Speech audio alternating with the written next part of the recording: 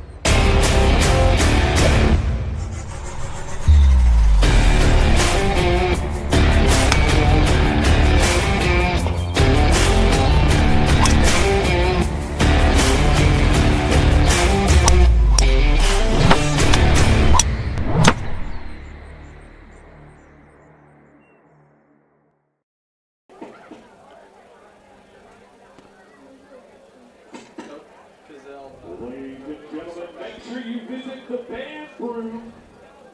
Get yourself some hot coffee, hot chocolate.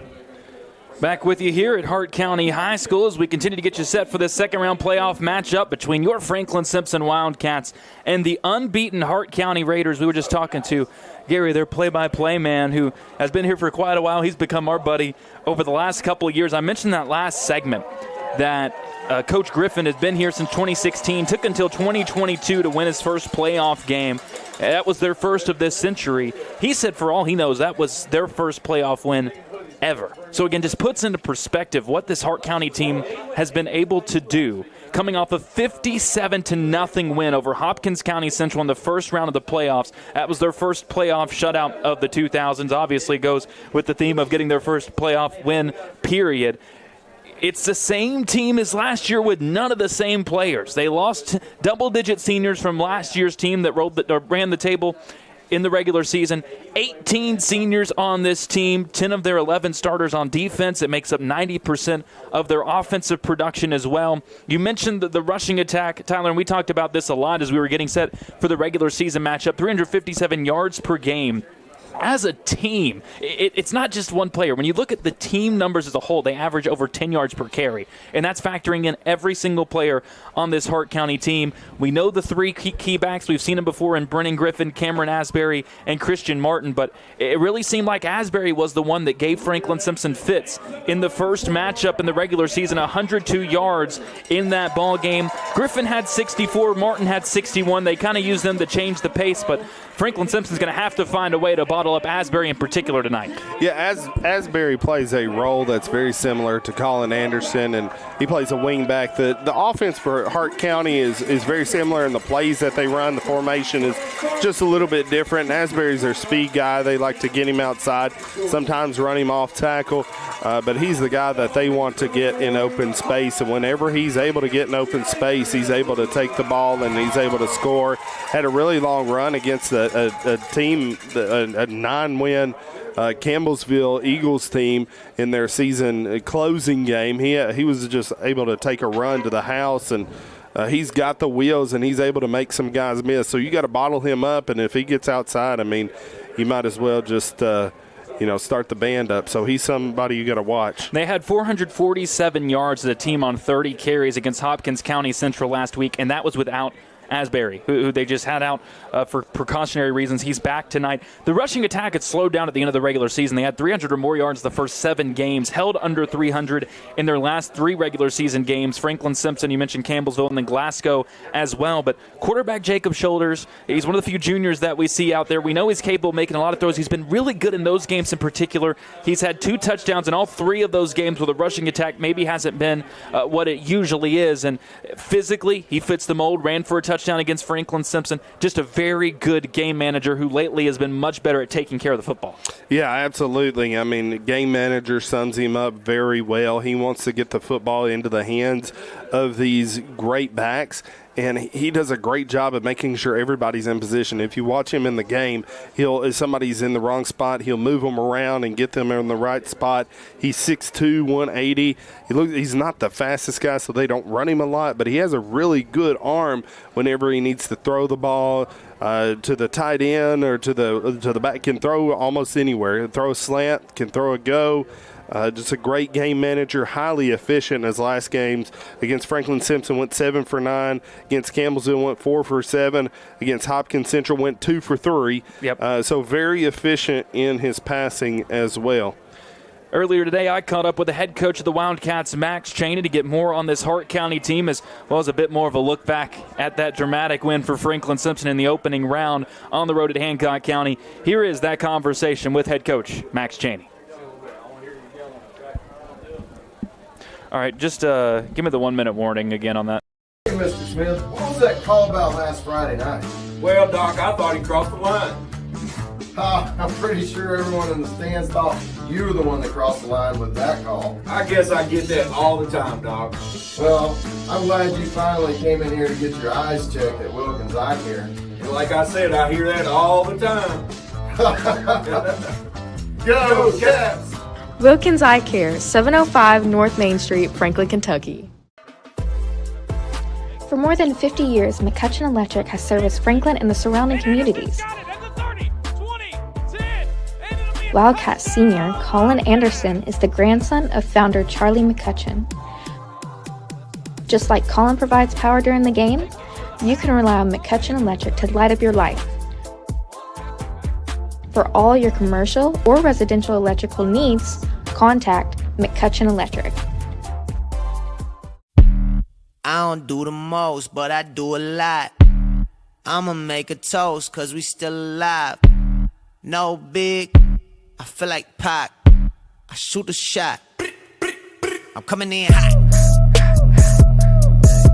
Coming in hot. Shoot that. Hey, why not? Yeah, coming in hot. Just like the fajita. I write what I live. My life in the speaker. I'm nice with the flow.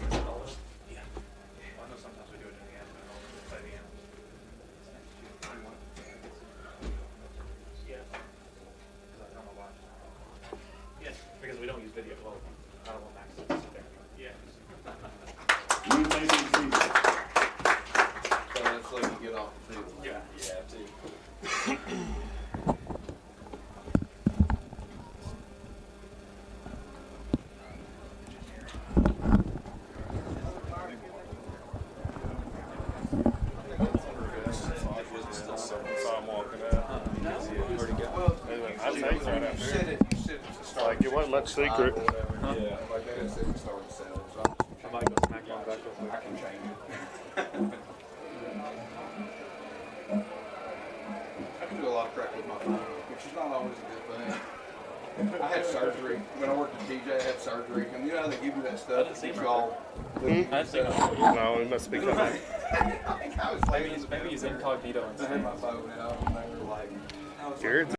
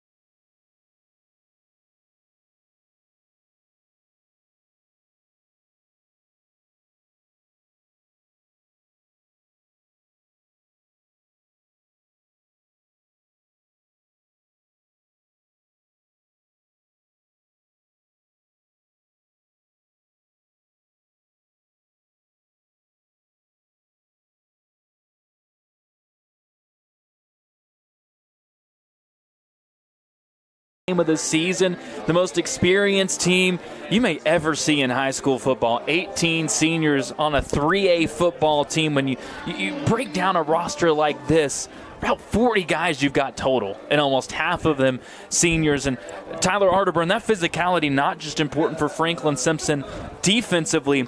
Offensively, the Wildcats are going to have to bring the physicality against a Hart County team that has been extremely stingy. They're second in 3A, only giving up 12.5 points per game, top 5 in run defense in particular, and a lot of that has to do with the fact that they've got 3A's leading tackler far and away in Brennan Griffin.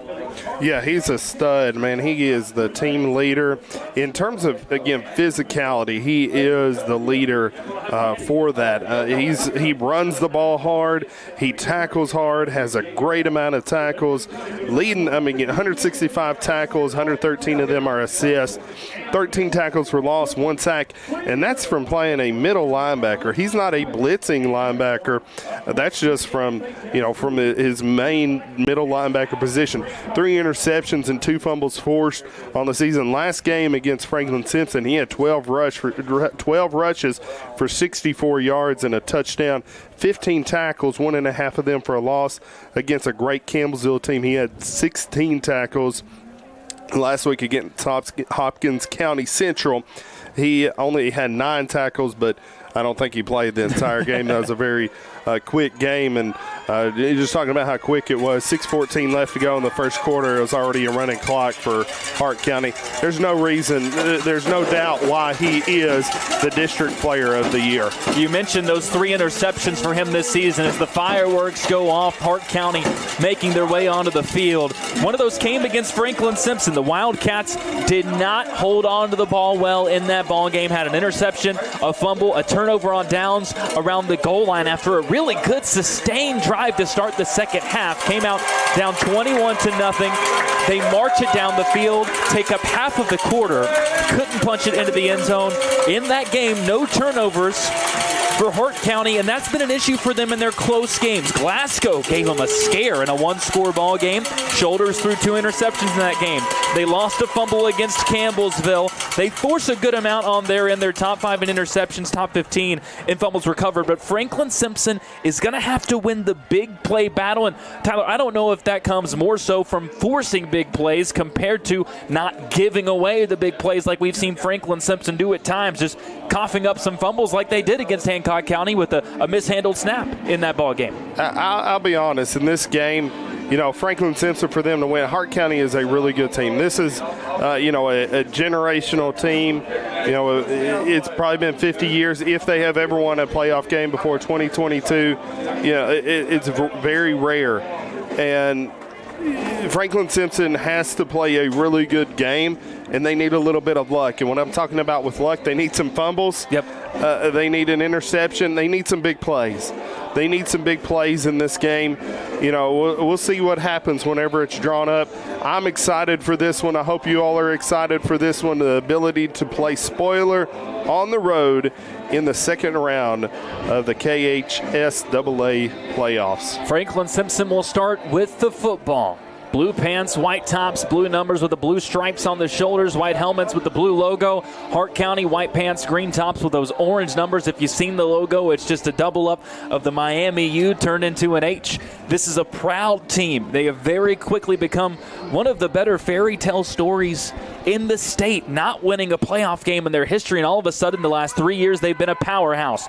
33-4. They were a semifinalist last year in 3A. Franklin Simpson coming off of what we know was their first opening round road playoff win in at least 40 years. Can they follow it up and go back-to-back and spoil the undefeated season for Hart County? The Raiders will kick it away. They did squib kicks in the first matchup between these two teams. This one popped up in the air, fielded at the 30-yard line and dropped, and now Franklin just has to dive on it, and they'll take over at their own 30-yard line. We talked about execution. We talked about taking care of the football. Not a golden start there for Franklin by any means, but did not lose the football as Brady Delk in this offense comes out on the field. Brady, the first Franklin Simpson quarterback with 1,000 yards in a season since 2016 when Jackson Cottle did it. Now at 1,005 yards after throwing for 94 and a touchdown in the win over Hancock County. Did had an interception in the first half of that ball game. He has to play clean football here tonight. Wildcats, they've got it marked closer to the 31-yard line as they're in the wing tee to start this game. Delk sends a man into motion. It's Anderson. They're going to give it up the middle. Alford, this is blown up for a loss of 1 to start the game. And that's blown up by Jake Crump. I mean, there's no reason, there's no doubt why he's got 18 tackles for a loss and that on the year, and that's number 19 for him. He is a disruptor. And in terms of tackles for a loss, he's somebody that's leading the state. He's not somebody that you'll normally talk about a ton during the game, because he doesn't make a ton of tackles compared to a guy like Griffin. But they're almost all in the backfield, it feels like. They are in the backfield, and he's a disruptor. So you got to make sure you get a hat on that guy. As a team, they had 7.5 against Franklin Simpson in the regular season. They averaged nearly 7 a game. Pass tipped as Delk tried to roll out on play action. It's deflected and knocked down for an incompletion. Was trying to drop it off in the flat to Kason Groves, who had 3 catches and what was ultimately the winning touchdown, followed by the 2-point conversion against Hancock County.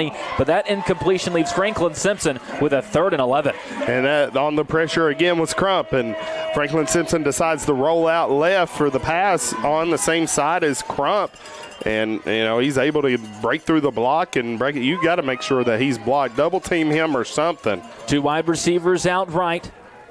Alford comes into motion from the left side of the line to that right side. Might look to roll Brady that way. Takes the shotgun snap. It's a play action. He is rolling right. Free blitzer comes in. He's hitting the backfield. Tried to throw it. Got rid of it. It's incomplete. Fortunate not to take a sack. Brady slow to get up, but does get to his feet. And the Wildcats start the game with a 3 and out.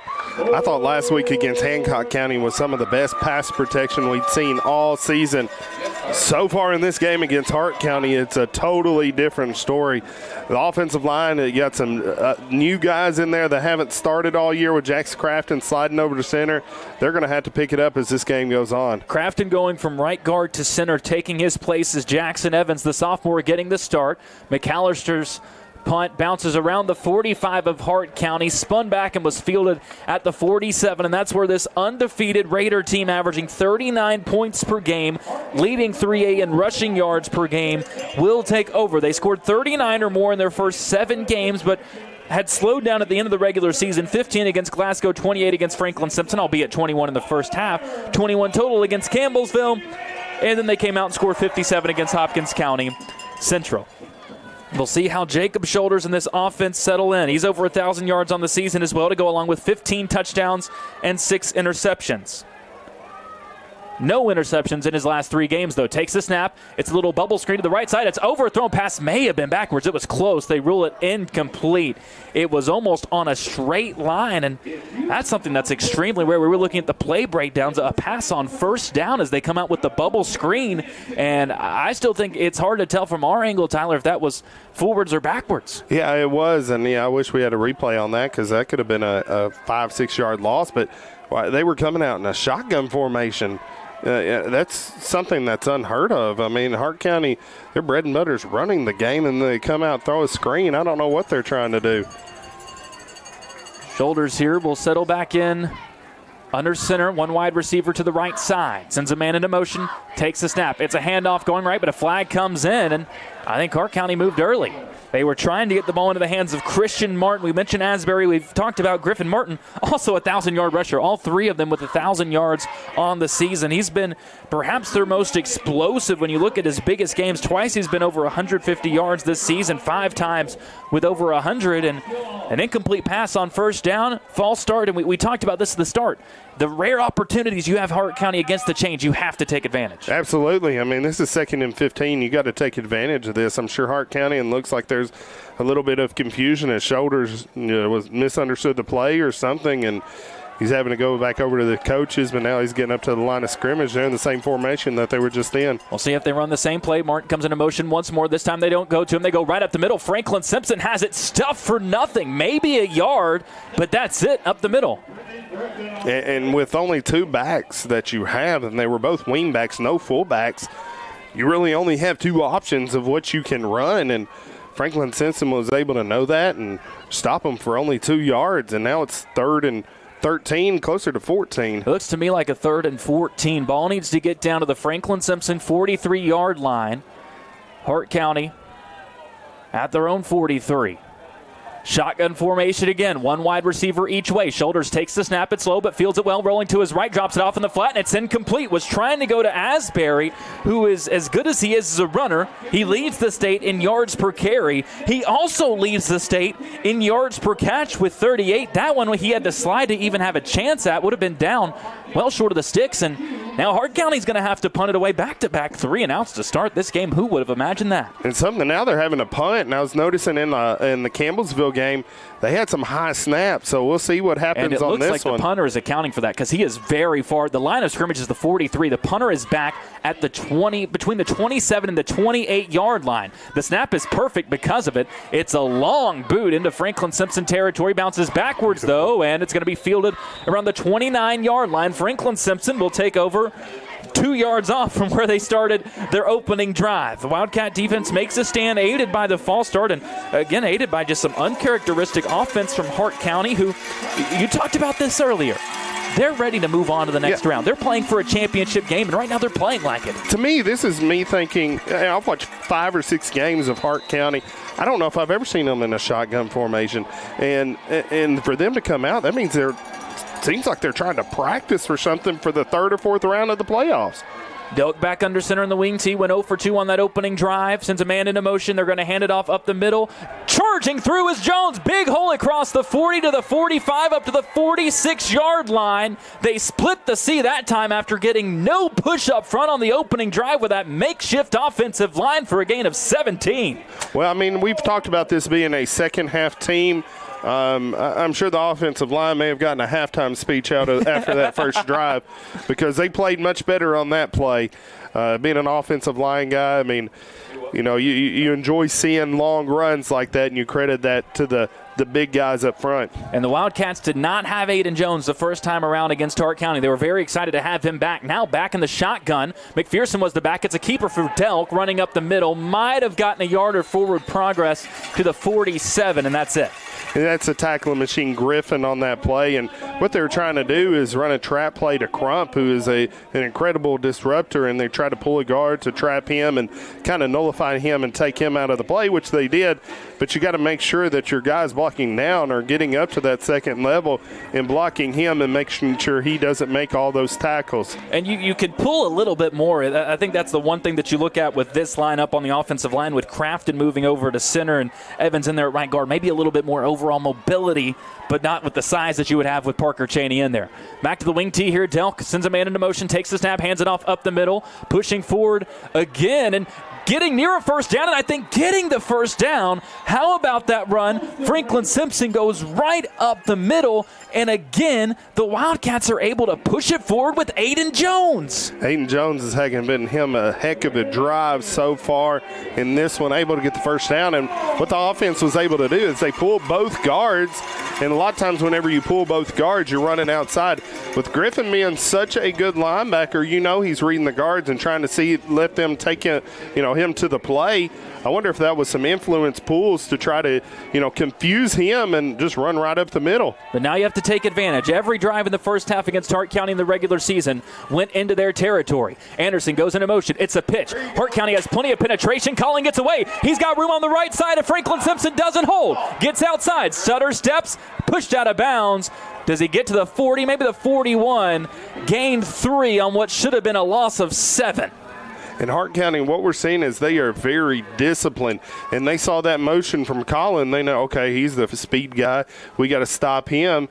But, he's able to make an incredible cut and go to the backside. It was completely bottled up. Bottled up. You had 5 or 6 Hart County defenders over there. It would have been a 4 or 5 yard loss, and now he's able to turn that into a 3-yard gain. First carry of the game for Collin. Didn't have a super dynamic game on the ground against Hancock. Still had almost 60 yards and had 2 catches for almost 55. Franklin goes up the middle again. Jones, this one bottled up initially, now pushes forward. Again, just doing a really good job of keeping those legs churning up to the 38-yard line. Another gain of 3, and the Wildcats will have a third and about 4 here. And I think you mentioned it, or somebody mentioned it. We had some success running up the middle against Hart County. One of the coaches I think I was talking to. Lane was our most efficient runner. That wasn't called back by penalty. Yeah, and so, that's what Franklin Simpson's been able to do and having some success.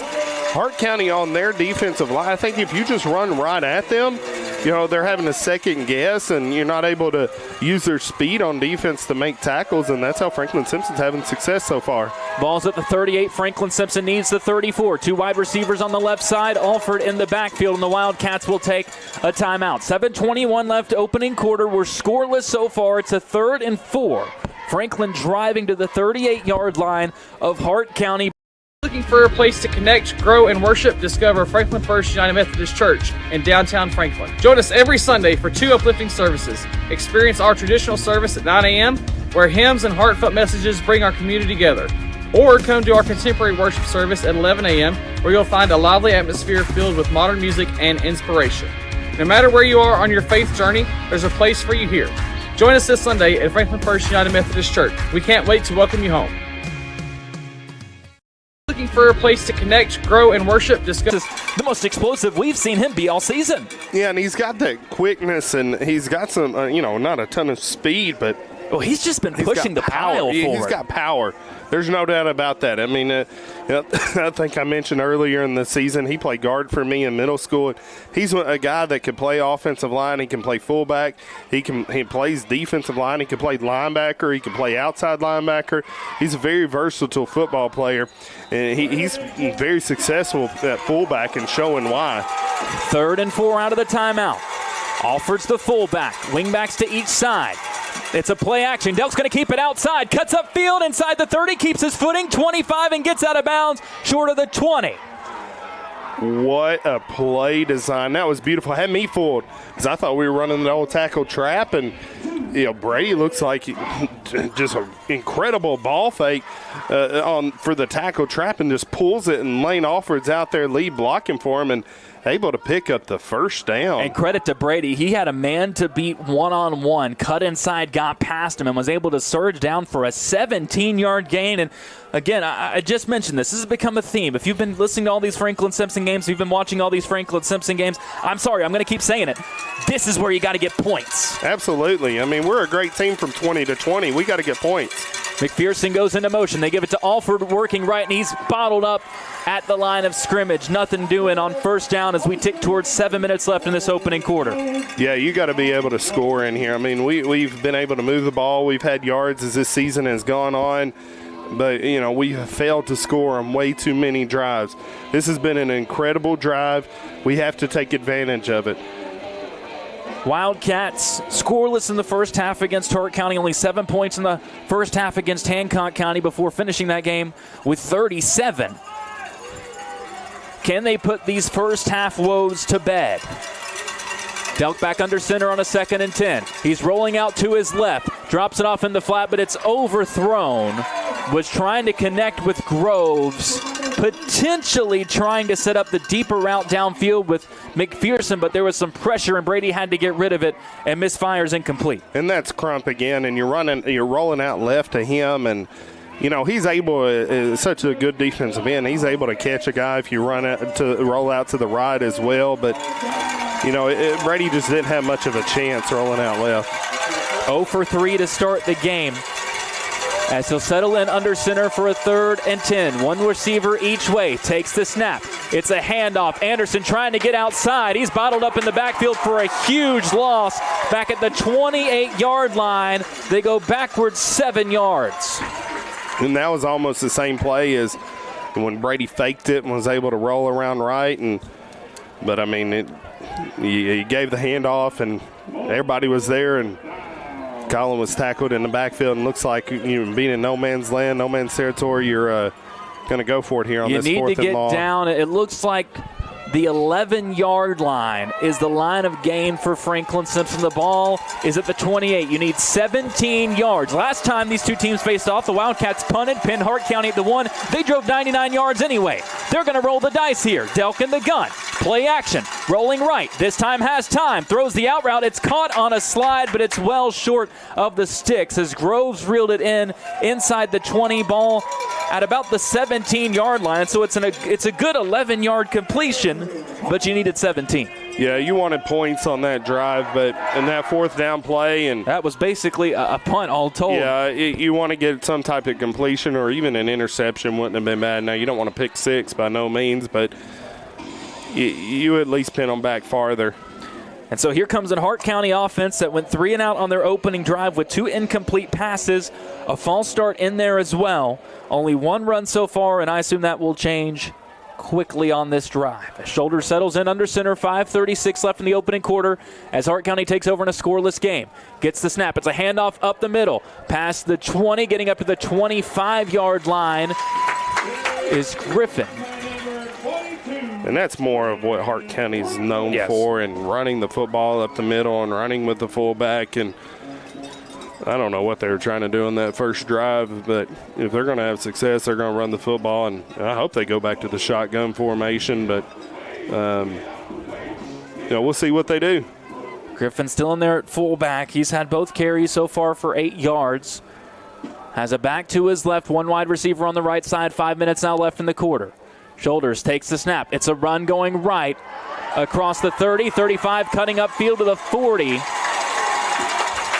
Is the dangerous as ever Martin. I mentioned he's their big play guy. We saw Asbury do more of it against us, but Martin has been the one that we've seen have really explosive games in this Hart County backfield, and that time he picks up 17. Yeah, and he's just a solid runner, and Hart County had a lot of success running off tackle against us, and what they're able to do is just get some down blocks on the defensive tackles, defensive ends, and pull a guy, and they've had a lot of success on that, and I'm sure they'll try to continue to do it. Martin ran it 3 times in that first round win against Hopkins County Central for 110 yards. They've got a wing tee here. Martin goes into motion. They fake it up the middle. Now they go to Asbury running left. Franklin Simpson bottles it up well, only picks up 3. It was Asbury that ran all over the Wildcats in the first matchup between these two teams, almost 100 yards in the first half alone. That time Franklin Simpson had it well covered, and we noticed that a bit. The Wildcats, despite the size disadvantage, didn't hold up maybe as poorly as you might think against this Hart County front in the middle, in between the tackles. Yeah, and Aiden Jones, he's had a heck of a game at fullback and nose guard right there. He didn't make the tackle, but he did not get pushed off the ball, and that's going to be key if we're going to stop this run up the middle. Wildcats have 5 guys up on the line defensively. Lane Alford creeping up as well on the edge. It's another run up the middle to the 50-yard line. Picks up 4. It'll be 3rd and 3. And then that time you had Jax Crafton, who was at that defensive tackle. He didn't really get driven back and, able to only give them just a 4-yard gain. And so you don't want them to dink and dunk like this. But it looks a lot more like the second half of that first matchup between the two teams, where Hart County only scored 7 points but just controlled the clock with 3 4-yard runs consistently. Yeah. Need a play here on 3rd down right at midfield. 3 minutes left in the opening quarter. Shoulders is under center. Griffin is behind him. Martin on the left wing, on the right is Asbury. And before he can send Asbury into motion, Hart County will take their first timeout. 2:55 left in the opening quarter. Both teams have used a timeout. Both teams have had a 3-and-out to start the game. Franklin Simpson.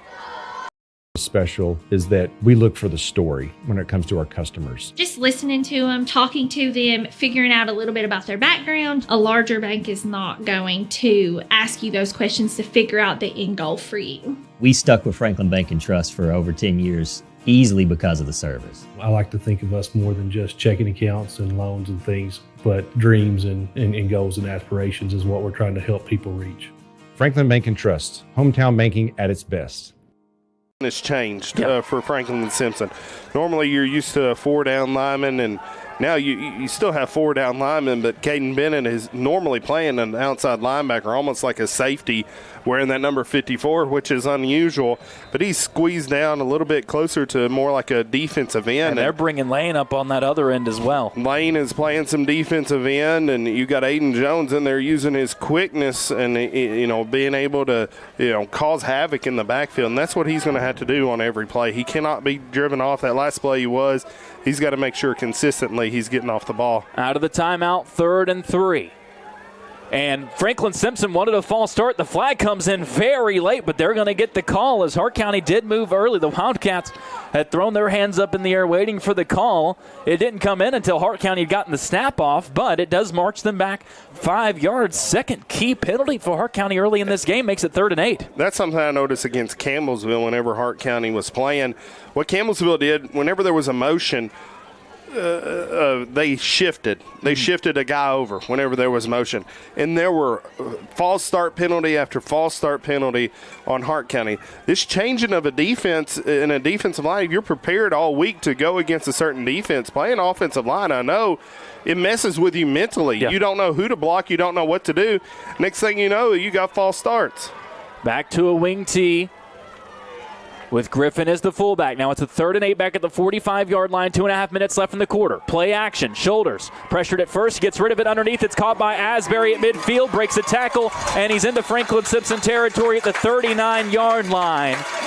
They needed to pick up 8. They get it with ease and move the chains on the 14-yard gainer to Asbury.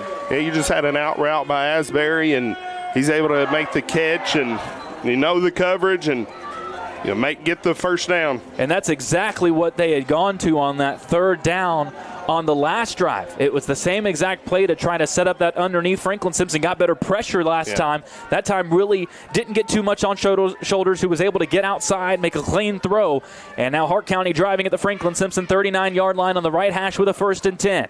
Martin goes into motion. They give it to him running left, trying to get outside. Now cuts upfield. Flag comes in as Martin was able to push up near the 35-yard line, but there's a flag down back at the 40. From where that was, it's going to be a holding penalty, and you're going to take him back 10 yards. But nice job bottling him up, and initially, and he's able to get a couple yards, but he'll definitely take this holding penalty.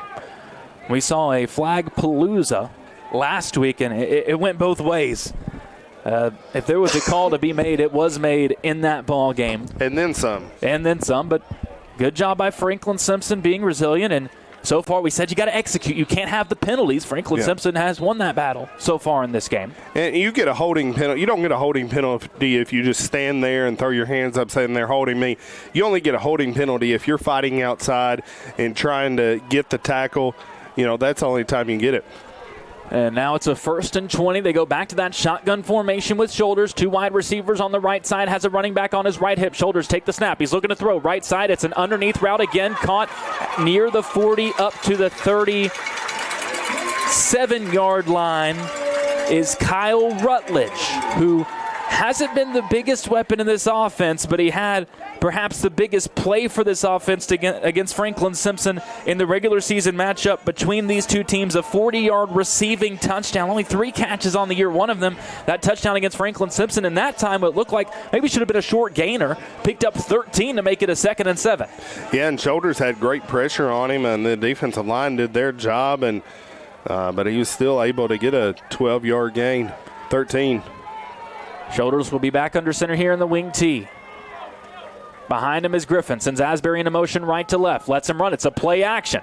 They want Asbury in the flat again. He's wide open left side. Catches it. Driven into the first down marker on the sideline near the 30.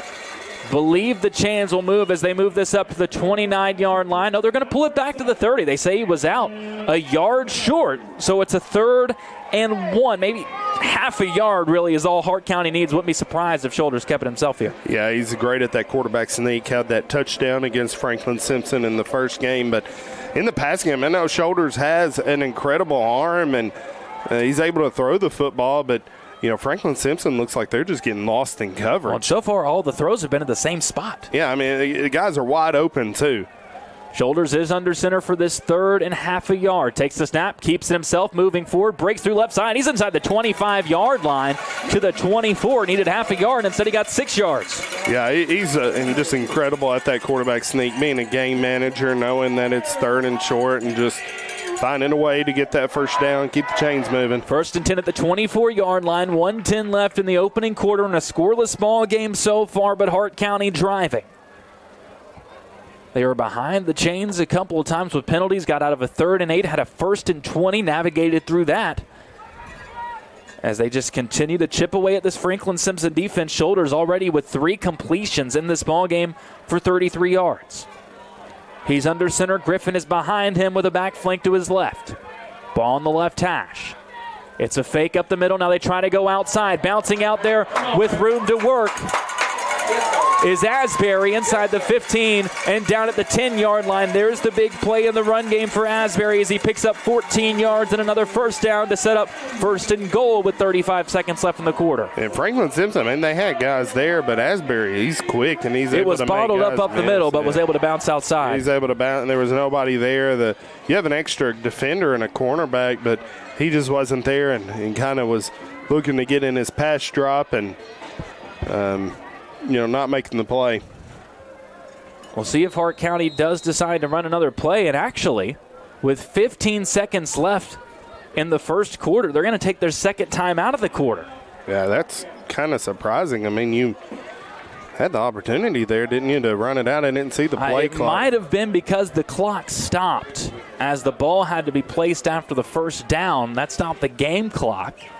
And so maybe the thought for Hart County was, well, we can just run this out. But with that stoppage, maybe not able to. I'm not sure. But a huddle had broken late, and Coach Griffin quickly decided to call that timeout, already the 2nd that he's used here in this opening quarter with just 15.2 seconds left of a scoreless ball game.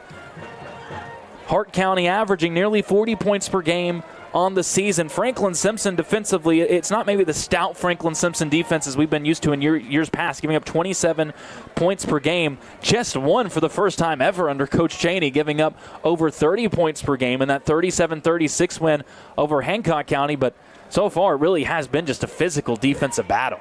But Hart County looking to break through and strike first. Yeah, and I like what I'm seeing by Franklin Simpson. They look much improved. This first half, I mean, it's probably since fall break, probably the best first quarter we've played this season. 1st and goal with 15 seconds left in this opening quarter. Hart County stacks up the line to the right side. They're going to run it that way. Getting inside the 5 is Martin. Hit hard and dropped right at that 5-yard line. Looked like he was going to hop through and find some more space, but he's knocked down there at the 5, and that's where Hart County will have it when we start the second quarter. We've played one scoreless. Zeros on the scoreboard here at Hart County High School. 0-0 between Franklin Simpson and Hart County in the second round of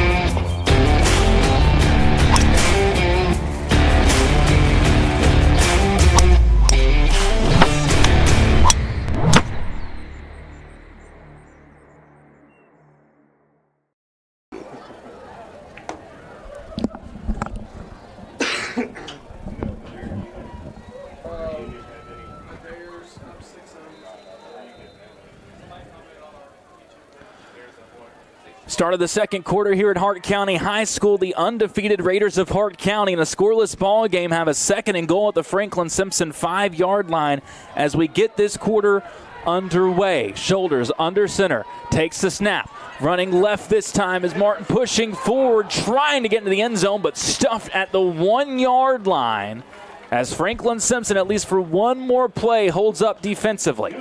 Yeah, I thought he was going to be able to move his legs and get in the end zone, but he just fell down. Franklin Simpson had many guys, a couple, 2-3 guys trying to get him down, and they're able to stop him short of the goal line. The quarterback Shoulders ran for a touchdown against Franklin Simpson in the regular season matchup between these two teams. This is his sneak territory. Does he keep another one here? 3rd and goal, really at about the half-yard line.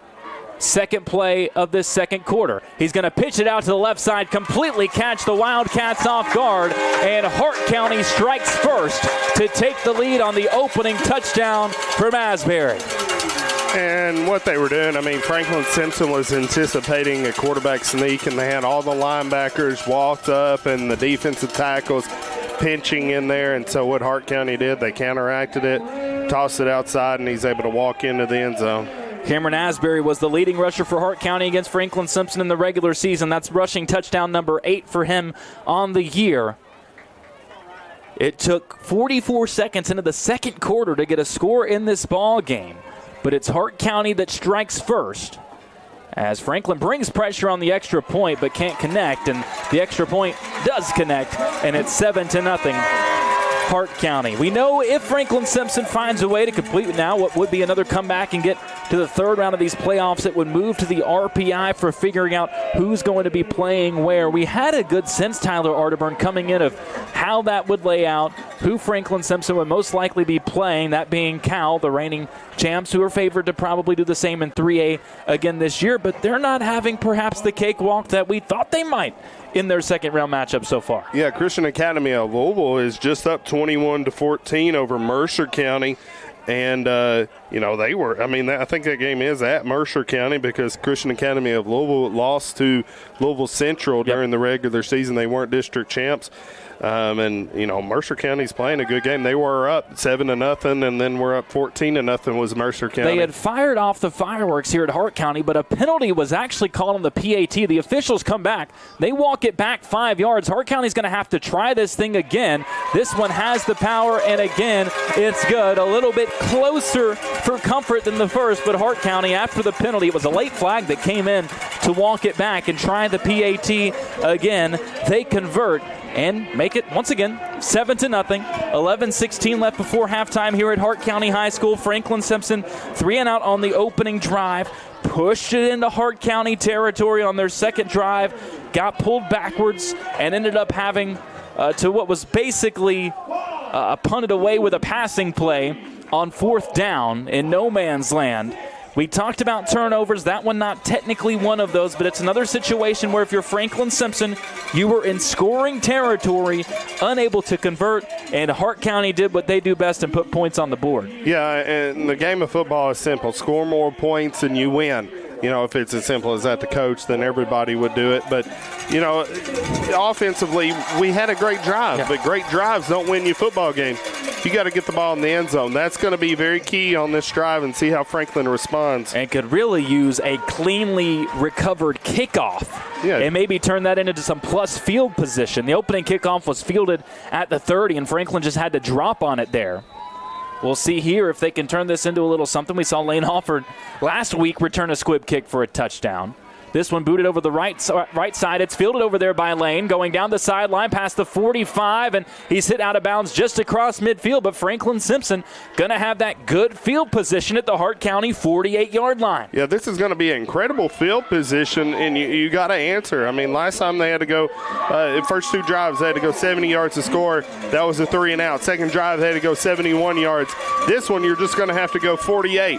You're going to have to go 48, but you have to have points on this drive. Franklin Simpson held under 100 yards in both matchups against Hart County over the last 2 years, under 100 yards on the ground. In that first quarter alone, 50 rushing yards for the Wildcats. Now, a big chunk of that coming from Aiden Jones. You got to find Lane. You got to find Colin Anderson, and wouldn't mind some Blake McPherson involvement as we get the second quarter going. They go to Jones again up the middle, pushes up across the 45 to the 44. I said this earlier, this is the best that he has looked running the football so far this season, and he's looked pretty good earlier this year. We had to go to that two fullback look with him and Lane. Yeah, he's doing a great job this game, and we hope he can keep it up and keep it moving. But eventually you're going to have to be able to get outside, and you're going to have to get a big play. You know, Brady had that long run, and Collins he'd been very quiet. Now he's lining up here, wide receiver. Let's see who we get involved on this play. Back in the I formation that we've seen over the last couple of weeks, it's play action. Rolling out and throwing it is dealt, gets it out to Anderson, cuts outside, 35, has a first down and able to move the chains with a pickup of, I think they're going to pull it back to the 36, so give them 8. Just a quick underneath route to Anderson out of that I formation, whether it's passing it or running it. We said this in the pregame, got to find ways to get Colin involved. And that was kind of giving Hart County a taste of their own medicine, just some incredible out routes that they were able to run on that long scoring drive, and Colin was able to do a similar thing and get a first down and move the chains, and great ball by Brady, way to stay under composure and had enough time to throw.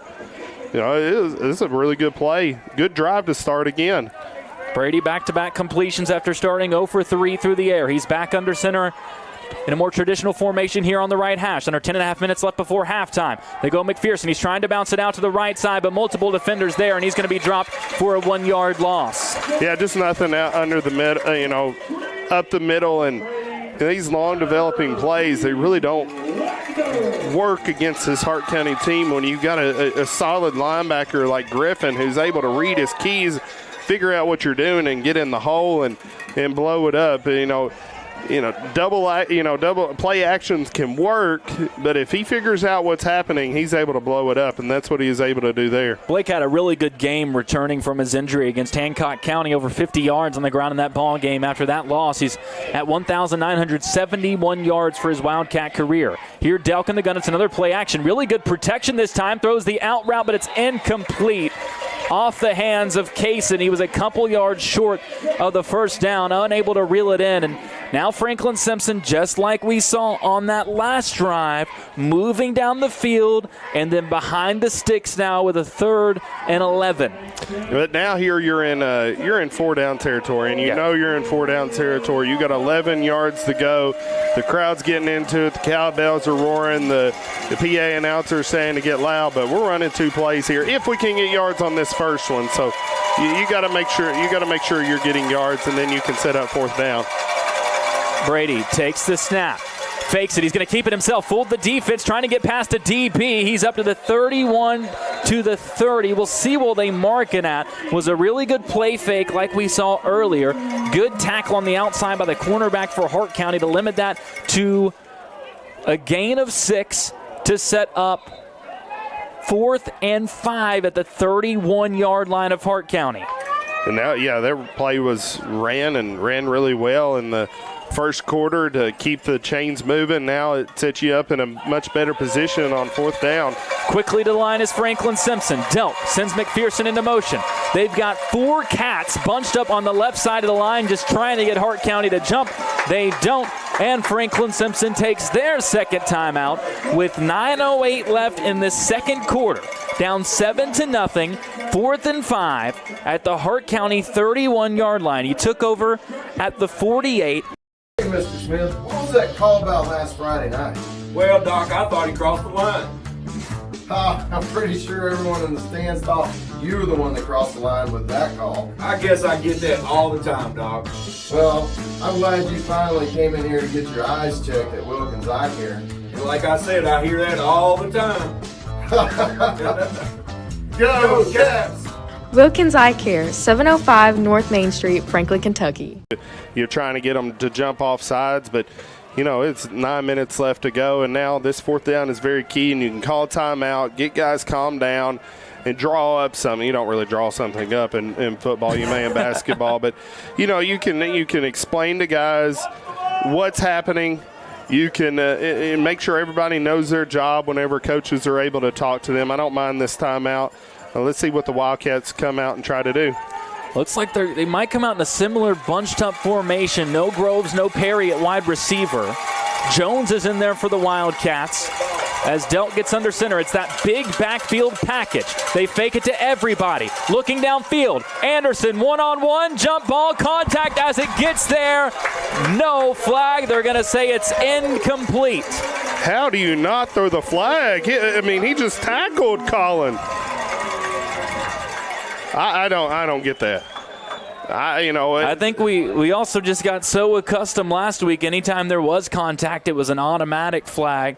Hard for us to know real time if contact came before the ball got there or if it was right at it. It looked a little early from our vantage point. It was a great play design. It was a wheel route. Brady could have put a little bit more air on it. But Colin had a chance to get the play. But I know they're letting them play, but whenever it's blatant and it really impacts the play, you got to call that penalty.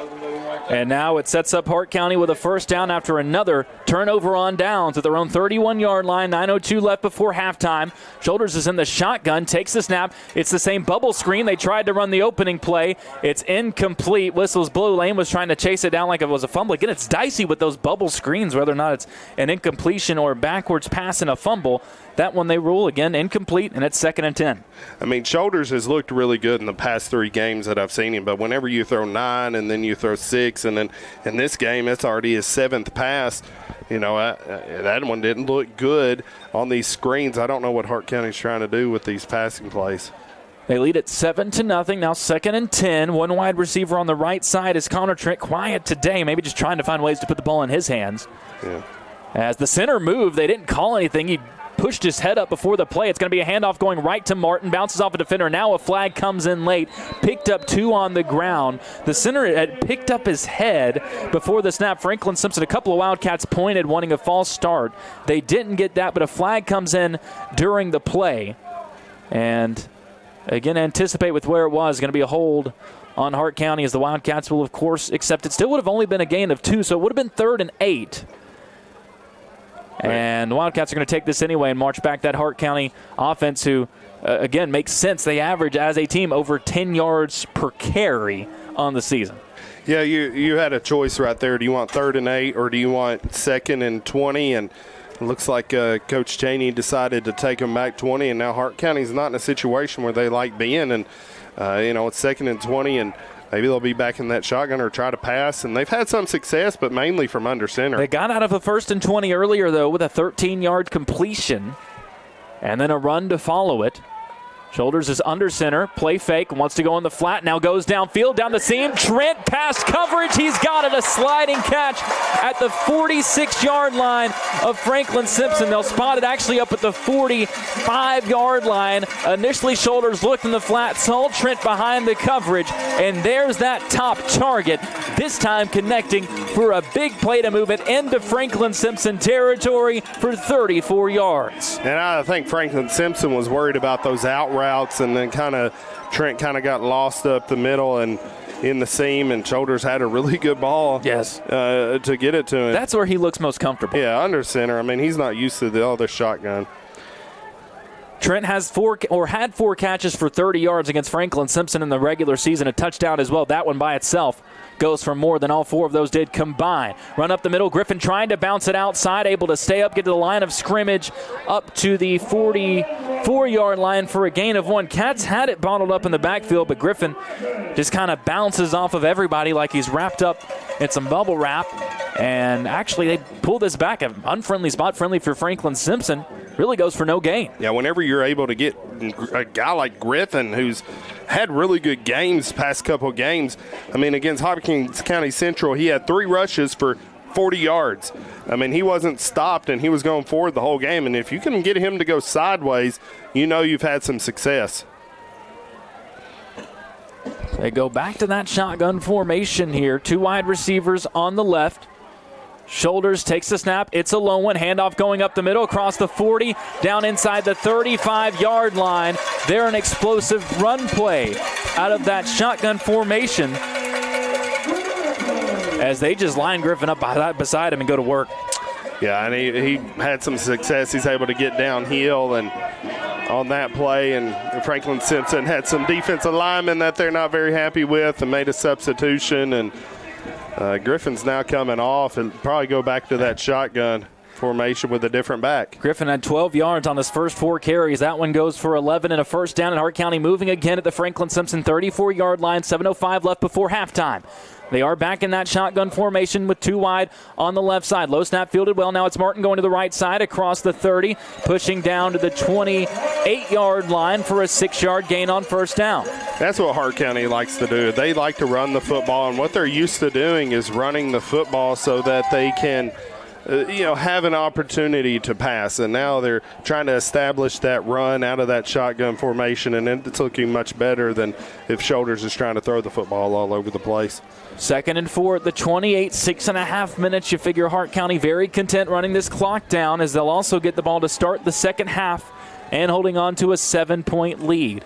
They continue to operate out of this shotgun formation. Trent is the slot receiver. They fake the bubble to him. It's a run going right across the 20 inside the 15-yard line. Another explosive run play for Martin and Hart County as they're inside the Franklin Simpson 15 to the 12. This one gains 16. And Franklin Simpson, the defense, has switched some things up and having more defensive linemen in there and in different positions. Look like Hart County is trying to do the same thing and counter that with a shotgun formation and running some of these zone sweeps and buck sweeps to the outside and zone runs up the middle. They're going to stay in that gun. Martin is on the left tip of his quarterback's shoulders. And they go to the exact same play, fake bubble, run right. Franklin Simpson had it bottled up. Martin bounces off defenders, trying to go back to the left. Has room to operate, has a player blocked right into him, bounces off him as well. He's past the 10 and pushed out of bounds at the 8. Gains 4 when he should have lost 5. And just able to make a play and keep his feet moving, and just a great play by the Hart County runner. And a really good job by everyone in the backfield there for Hart County to avoid those blindside blocks very easily. Could have come up and hit somebody for one of those, but didn't draw the call. And the block in the backs, I mean, looked like some of them could have been close. I think it's a good no call by the officials. I'd rather, in most cases, rather than play if it's not just blatant. And, great discipline by Hart County. Changing an offense is not easy, and then didn't have any not having many penalties out of the shotgun formation. Hart's going to use another timeout, their final of the opening half, with 5:37 left before halftime. They lead at 7-0 over. For more than 50 years, McCutcheon Electric has serviced Franklin and the surrounding communities. Wildcats senior Colin Anderson is the grandson of founder Charlie McCutcheon. Just like Colin provides power during the game, you can rely on McCutcheon Electric to light up your life. For all your commercial or residential electrical needs, contact McCutcheon Electric. Allen County Scottsville went to Bardstown to play up there, and they are currently down 28-7. Bowling Green is up 14-0 at Owensboro. And a close one, and two district teams. Barron County is up 9-6 over North Hardin. They kicked a field goal, looks like, to go up 9-6. Barron was another one of those teams to go on the road and win in the opening round. We chatted with their play-by-play broadcaster, Jay, as we were getting ready and having our meal before the game. Coming out of the timeout, Hart County has a passing play to the right side, was open over there, but it falls incomplete, was just short of the receiver who tried to go down and grab it. And after the 34-yard completion, Shoulders follows it up. He's been a little back and forth, and we've seen a mixed bag from him. Been really rock solid, consistent. We described him as a game manager was our key term coming in. Maybe not as sharp in this ball game tonight, but a lot of that I think what you attributed to some new stuff to try to work with in this ball game. And now after that incompletion, it's a 3rd and 7 at the 9-yard line. Can still get a first down at the 2. But let's see what Franklin Simpson can do defensively. They're back in their normal offense here. Shoulders under center. They moved early, and a flag comes in for another false start. That's their 3rd of the ball game. Yeah, and you switch up formations. I mean, that gets confusing on an offensive line as well, and you had a guy pulling, getting excited to pull, and moved a little bit too early. So that'll back it up to the 12-yard line, or excuse me, the 14-yard line. It's 3rd and 12 from there. Ball is on the left hash. Most of their pass plays have been to the flats, except for that seam buster to Trent. Here, an awkward spot at the 14. You mentioned this earlier. This is not really what their offense is designed to do. They're capable of getting this. They've got Trent out wide on the right side, one-on-one. We'll see what they do here on a 3rd and 12 with 5:10 left and ticking before halftime. Martin goes into motion. It's a play action. Shoulders, Trent, slant, dropped in the end zone. Threw it across his body on a slant. It was a perfect throw. Hit him right in the hands in front of the one on his chest and couldn't hang on. And it's 4th and 12 at the 14-yard line. That's very uncharacteristic of Trent. He's normally sure-handed. He is their number 1 receiver and had just a deep crossing route, and he's able to get wide open to change the cover, which is a great play against cover 3. But Franklin Simpson catches a break. I was saying in the pregame they need a little bit of magic, need a little bit of luck to win this game, and maybe that was the break that they need. But now it's 4th down and 12. You can't let down your guard here. They haven't attempted a field goal this year, and they won't now. Now Trent is on the left side. Groves is the cornerback facing him. Anderson shadowing that side as well. Shoulders drops back, looking to throw. Goes into the end zone, boxing out like a tight end is Trent. Franklin Simpson signaling it's incomplete, but the official says touchdown. Contested catch as Trent was boxing out there by the goal line. Trent caught it, knocked down the pylon, and he's got a touchdown to make up for the drop on a 4th and 12 from the 14-yard line. And, yeah, that one was close, and you'd like to see replay because it kind of looked like before he catches maybe bobbling and got thrown out. But, great job to be able to secure that and at least make it look like a catch. On for the PAT is Hawkins, who made the last one despite a 5-yard penalty to push him back. This one's high, but it's got the distance, and it's good. 4:55 left before halftime. Hart County now leads at 14-0 on the 14-yard touchdown pass from Jacob Shoulders to Connor Trent. You're listening to Franklin Simpson Football on 92.3 WFKN. Just 30. You think he caught it? I don't know. It's hard to tell through the window. Yep.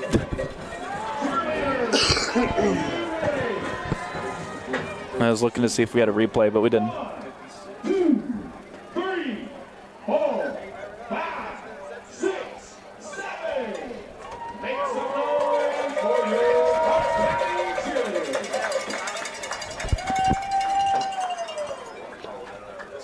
I do think the pass to Collins should have been interference.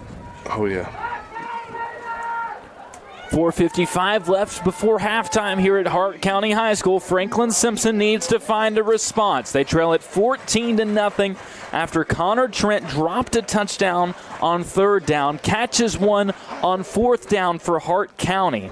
Franklin Simpson was motioning that it was incomplete. Trent was just boxing out the defender, made the catch. It's ruled a touchdown. His 7th touchdown grab of the year, second against Franklin Simpson this season. And the Wildcats get it on the squib here. Anderson trying to get outside and now steps out of bounds at the 33-yard line. And that's where the Wildcats will take over. 4:49 left in this second quarter. The Cats were shut out in the first half here against Hart County.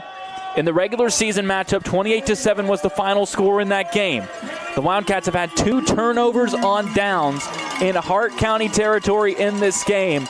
You have to find a response on this drive because unlike these other games that we've seen, these second half comebacks, Tyler, the Wildcats don't get the ball to start the second half in this one. Yeah, no, against Greenwood, Franklin Simpson got the ball at halftime and after halftime, and against Hancock County, Hart County is getting the ball after halftime, so points are necessary on this drive. Jones is in there at fullback again as Delka's under center. They fake it to him. Anderson trying to get outside to the left. Gets past Trent on the edge and is dragged out of bounds at the 37-yard line for a gain of 4 on first down. Good run outside, and those are the type of play fakes that are going to be successful whenever you have guys keying in on the fullbacks. And they're, Aiden's had such a good game running the football. You start to draw in those linebackers, and anytime you put the ball near him, everybody comes in and thinks he's getting the football, and then Colin's able to take it on the outside for a good run. Aiden's got 4 carries for 33 yards already in this ball game.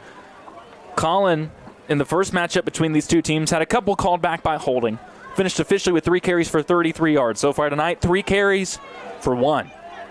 They give it to Jones up the middle again, pushes up to the 40-yard line, gets 2 more, and it'll be 3rd and 3.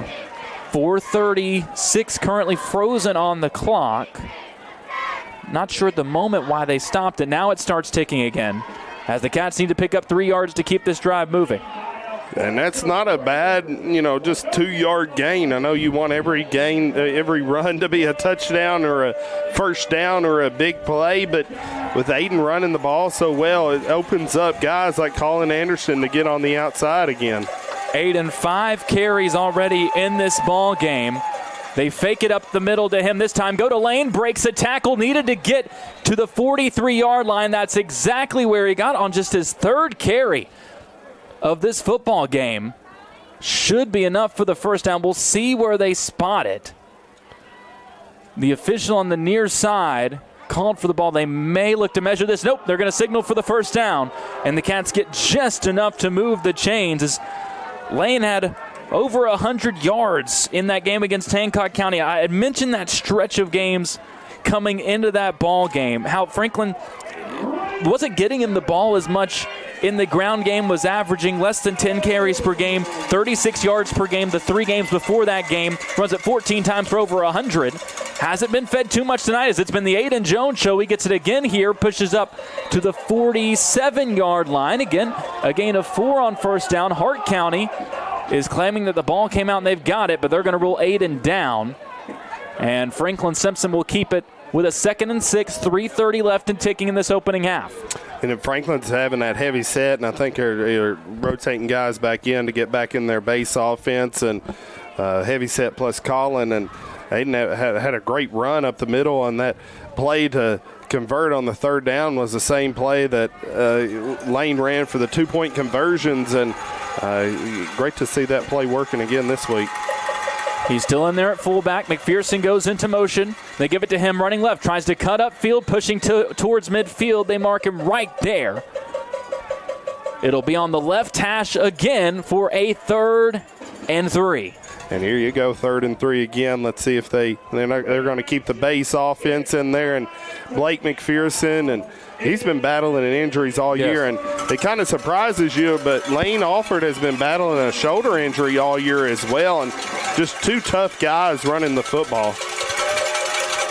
2.5 minutes left opening half. Jones is flanked off to the right side at fullback. Delt takes the snap. He's going to keep it himself. Bounces off his line. Gets up to the 45-yard line. He'll get forward progress to there.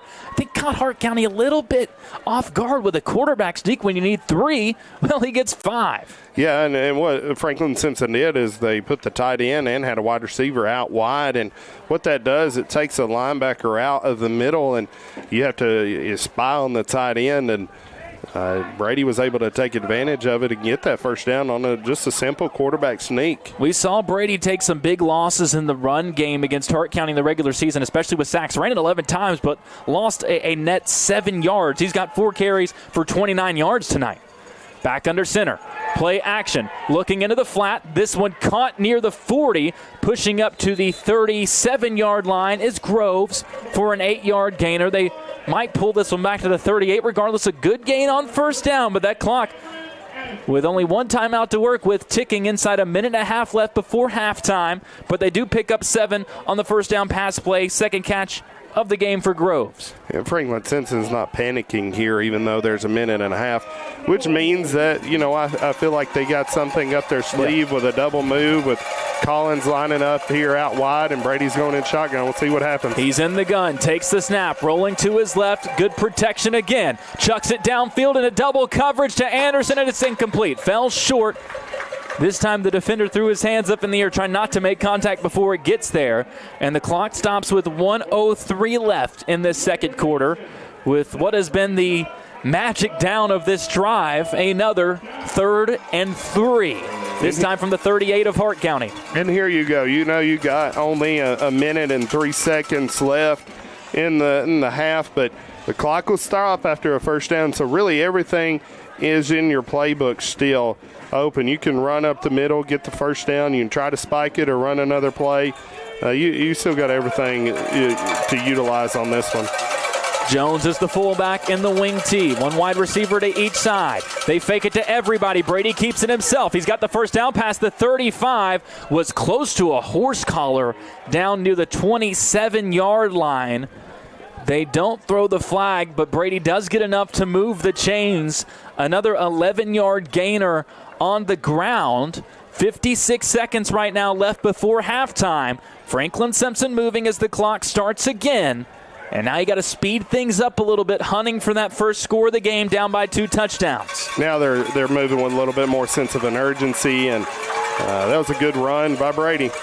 Perry's the lone receiver to the left side. Stops on a hitch, passes there, diving effort, can't take it away from him. He's past the 20, and he pushes to get out of bounds. Might have been brought down inbound, but he got the first down anyway. Pass was nearly deflected, but the diving effort allowed Brody Perry to grab that ball and turn it upfield for a 10-yard gain. Franklin Simpson's huddling. They're confused. Do they get on the ball? Do they run to the ball? They were taking a lot of clock time right He here. was down in bounds. I don't know if Franklin realized it, and now they're going to have to take a timeout. It had ticked down to 27 seconds left before halftime, trailing it 14-0 as Brody Perry reels in the 10-yard pass. FSHS football is brought to you by the following sponsors. Trent Bedding. If I won't have it in my house, I won't deliver it to yours. McCutcheon Electric for all of your commercial and residential electrical needs. Chandler Beef Co. High quality beef. Franklin First United Methodist Church. To become a sponsor of FSHS Athletics on FS Channel 9, email aaron.talley@simpson.kyschools.us. Season, the same issues have plagued Franklin Simpson in this ball game, and now with a drive down to the 17-yard line of Hart County, you've only got 27 seconds to work with, but you got to find a way to cap this thing off. Absolutely, and Campbellsville, watching that game against Hart County, was in a very similar situation where it was only just seconds left to go on the clock, and they threw a screen route and were able to score. And I know Franklin Simpson has watched every bit of Hart County's film, and I don't know if they'll have a similar play here or they'll try to do something over the middle. You got to throw the ball, but at the same time, there is a chance that you have to score here. And you cannot take a sack. Absolutely not. Absolutely not.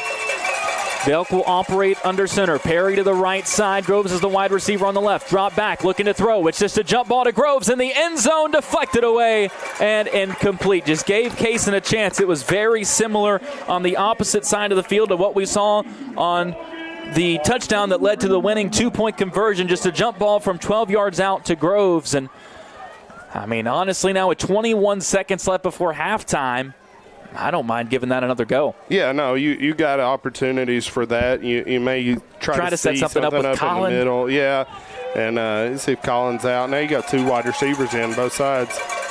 Delk is back under center, takes the snap, drops back, went right, now throws up that jump ball to the left side. Groves went up and caught it, but he was out of bounds. Yeah. Reeled it in, but he was out of bounds. I mentioned that Trent boxed out when he caught his touchdown for Hart County. That time the defenders boxed out on that sideline and didn't let Kaysen bring that thing down in bounds. Yeah, and, Trent's, I think, your better defensive back over there. Is that Trent's on this side? He's on the near side. He was matched up on Perry. Boone's over there. They're trying to take advantage of Boone.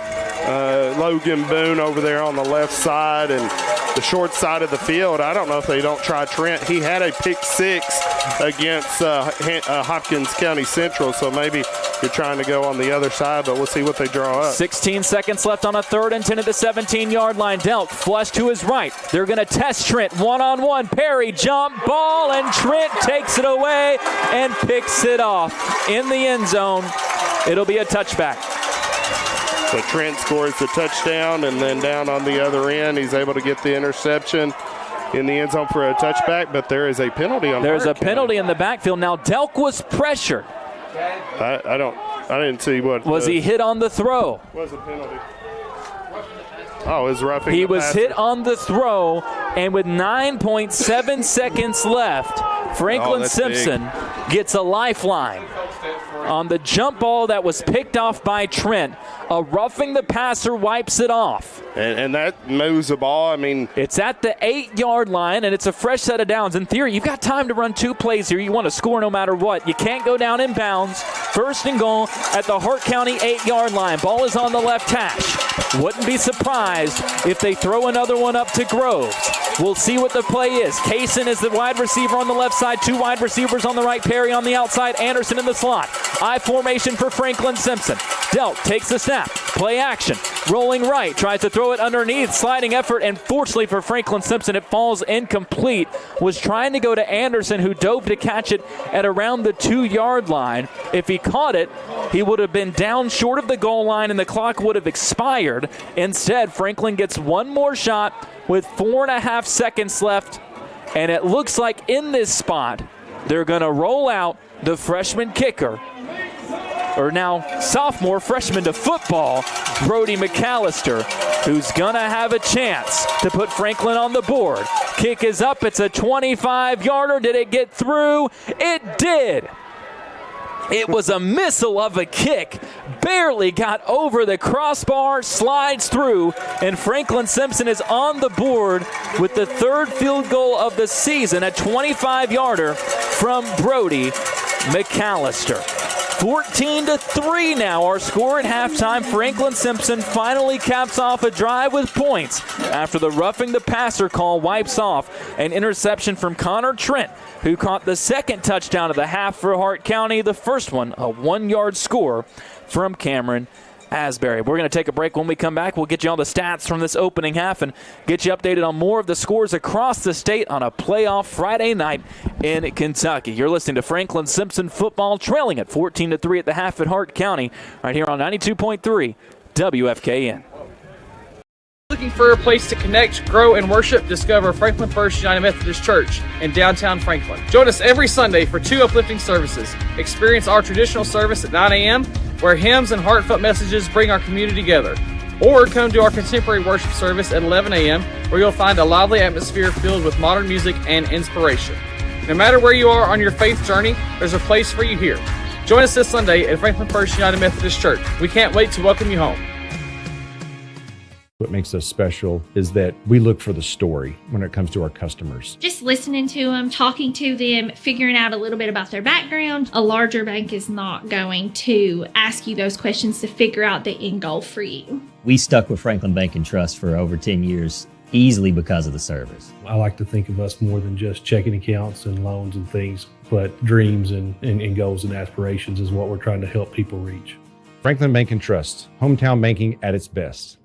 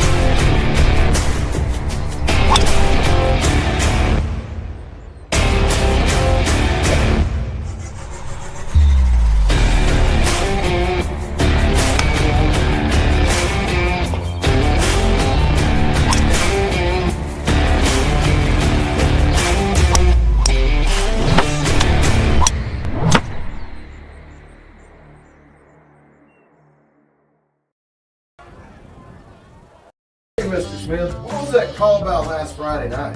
Well, Doc, I thought he crossed the line. I'm pretty sure everyone in the stands thought you were the one that crossed the line with that call. I guess I get that all the time, Doc. Well, I'm glad you finally came in here to get your eyes checked at Wilkins Eye Care. And like I said, I hear that all the time. Go Cats! Wilkins Eye Care, 705 North Main Street, Franklin, Kentucky. For more than 50 years, McCutcheon Electric has serviced Franklin and the surrounding communities. Wildcats senior Colin Anderson is the grandson of founder Charlie McCutcheon. Just like Colin provides power during the game, you can rely on McCutcheon Electric to light up your life. For all your commercial or residential electrical needs, contact McCutcheon Electric. I don't do the most, but I do a lot. I'ma make a toast, cause we still alive. No big, I feel like Pac. I shoot a shot. I'm coming in hot.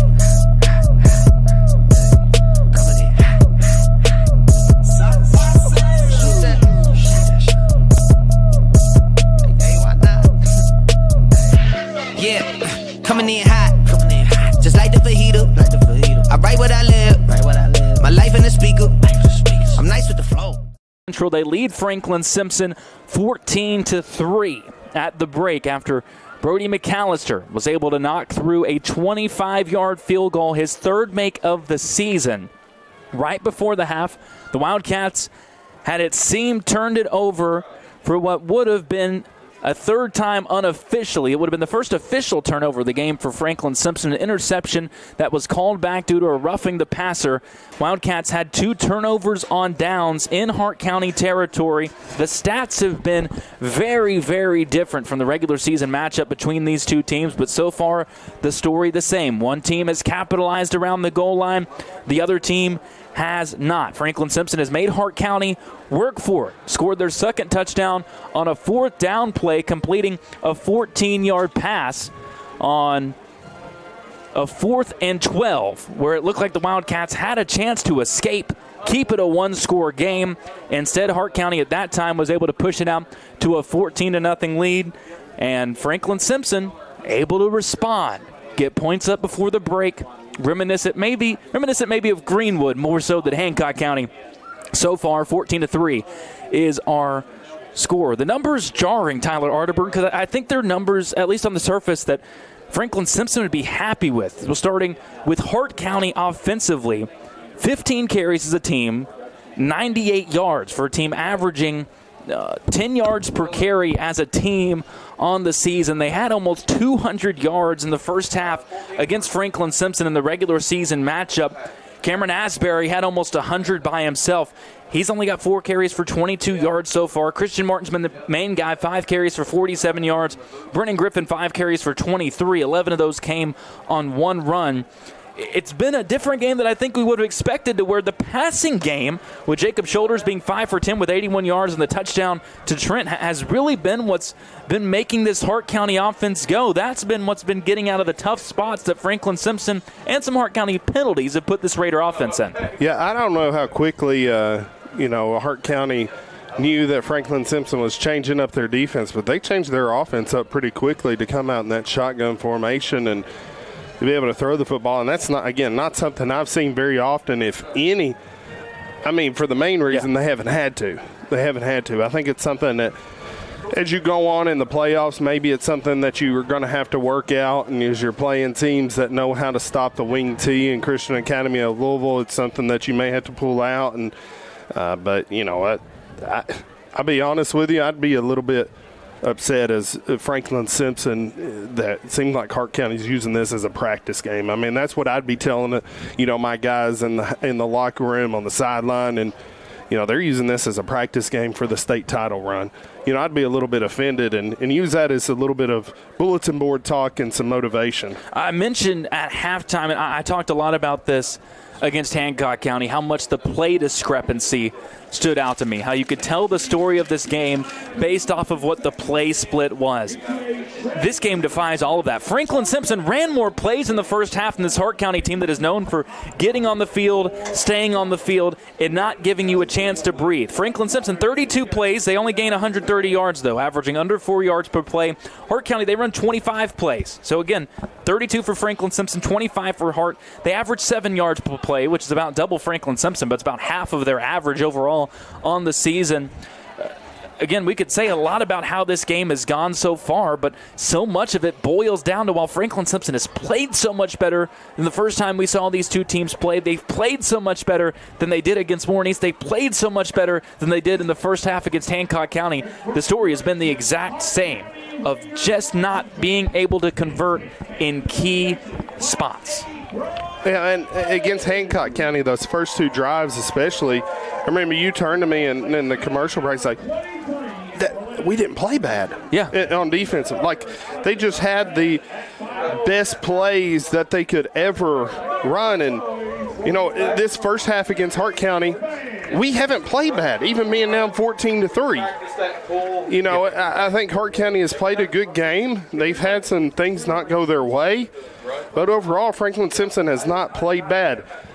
We got some breaks going our way, but it just was very unfortunate that those breaks were on second and third down, where Hart County had opportunities on third and fourth down to make plays, and they did. We got to take advantage. When we get breaks, we're going to have to take advantage of it. I think that's going to be very key in the second half if we get those opportunities back. This game has got me stumped at halftime, and there was a game earlier this season that had me decently stumped at halftime at Russellville. And this time I was just trying to figure out what am I going to do to try to figure out how Franklin Simpson breaks through in the second half of this game. And I looked down and I saw somebody walking around on the track that happened to be wearing the same shoes as I was and happened to be a much better football player at Franklin Simpson than I was, as I was not one of the slightest. And I thought that maybe he would be able to offer us up some insight. That being Hayden Satterley, who was actually talking to the Hart County coaches, hopefully not giving them too much insight in between here. Hayden, I was saying as your introduction, we're wearing the exact same shoes, so I think that qualifies you to come on here. What have been your takeaways from a game so far that, despite being down 11 at the half, it does not feel like a game that Franklin Simpson should be trailing by 2 scores at halftime? No, it's been a great back and forth game. You know, two offenses that really want to control the clock, and the rest defense is more offense and holding on to the ball for as long as possible. Hart County's been able to get it in twice. I don't think they should have gotten it in twice. I think they should have only gotten it in one time, but it's been a bloodbath between these two, and I expect more in the second half. I wish people can see this. I'm going to try to paint the picture on the radio because I don't think you had this on the last time that we had you on with us. The necklace that you have with the championship rings on there. When did you have that made? The cross wedged in between there. Is that new? Did you pull that out for this game, or is that something that you've had and you've pulled out for big games? The cross has always been on there. That's what all the seniors got last year. We got together. We got a chain, and it has the Lord's Prayer on the back because we said it before every game. And then the rings, I just threw them on tonight because I thought I might as well. I'm an alumni now. Wanted to flex a little bit of muscle coming in here. Yes, sir. Yes, sir. You guys got a big game coming up this weekend, don't you? Oh yeah, University of Kentucky. That's gonna be fun. Going to be a fun experience, and I know for you, I'm sure a very different state that you were when we talked to you at that Russellville game was seeing your season progress, I guess 6 weeks' time from then to now. What has it been like now that you're getting towards what is the final 2, 3, 4 games of your first year playing college ball now? It's been a rough season in terms of record, in terms of the play on the field. But like I tell everybody who asks me how you get through it, 2 things. Number one, I'm playing ball. I think it's like 2% or 5% of college athletes or high school athletes get to go play in college. So I'm very blessed to be able to keep playing the game I love. And second of all, I've been in this position before. My freshman year in high school, we weren't very good. We won 2, 3 games. And then my senior year, we lost 2 to 3 games. So I'm hoping we can continue that trend in college as well. Well, again, you got to see what this turnaround looked like for Franklin Simpson, building up in that journey under head coach Max Chaney. And this year we saw, in terms of win-loss, a step back, but still being recognized by the other coaches around the district as the coach of the year. Franklin comes out. And I've been trying to dig it up everywhere. The last time that Franklin Simpson won a road playoff game in the opening round, nobody can seem to find a case of it happening. For you now taking it in as a fan, and I know half coach of watching this team play, what has that experience been like now to get to sit in the fans, and as much as you want to go out there and try to help this team just cheer them on and offer whatever support you can along the way. I wasn't able to make it last week. We had a home game. I had to stay with the team last night. I'm hoping that you're not the problem. Yeah. No, you were there for Russellville, so that was okay. That went okay. But I got to watch it on my phone, and we played with a lot of passion, a lot of energy, and that's what they're doing tonight. It's just it hasn't come together yet. But when it comes together with that energy and that passion, Hart County is a very disciplined football team. Yeah. That's what makes them so good. They're very well coached, and they play together. If we can play together like we had this first half and then make a few key plays, because football comes down to explosive plays, 20-yard runs and 30-yard passes. Whoever has the most at those between two disciplined teams will win the game. I remember at that Russellville halftime, and as we went to the second half of play, I remarked to Tyler once the game was over, I was like, Hayden said that these things needed to happen for us to have a good second half. Every single one of them happened, and then we had a good second half. So you listed off a couple, but I'm going to pitch this to you. If we could narrow it down to one thing, what would you say is the biggest key for Franklin Simpson in the second half, being someone that's been in big playoff games, finding a way to grind out wins against good teams like this Hart County team? What is going to be the biggest key for Franklin Simpson in the second half to find a way to keep themselves in this ball game and have a chance to win it here on the road? I'd say the biggest key right now is defensively we got to cover the flats. It's always tough. You always give up something. We don't want to give up the deep ball, so we normally leave the flats.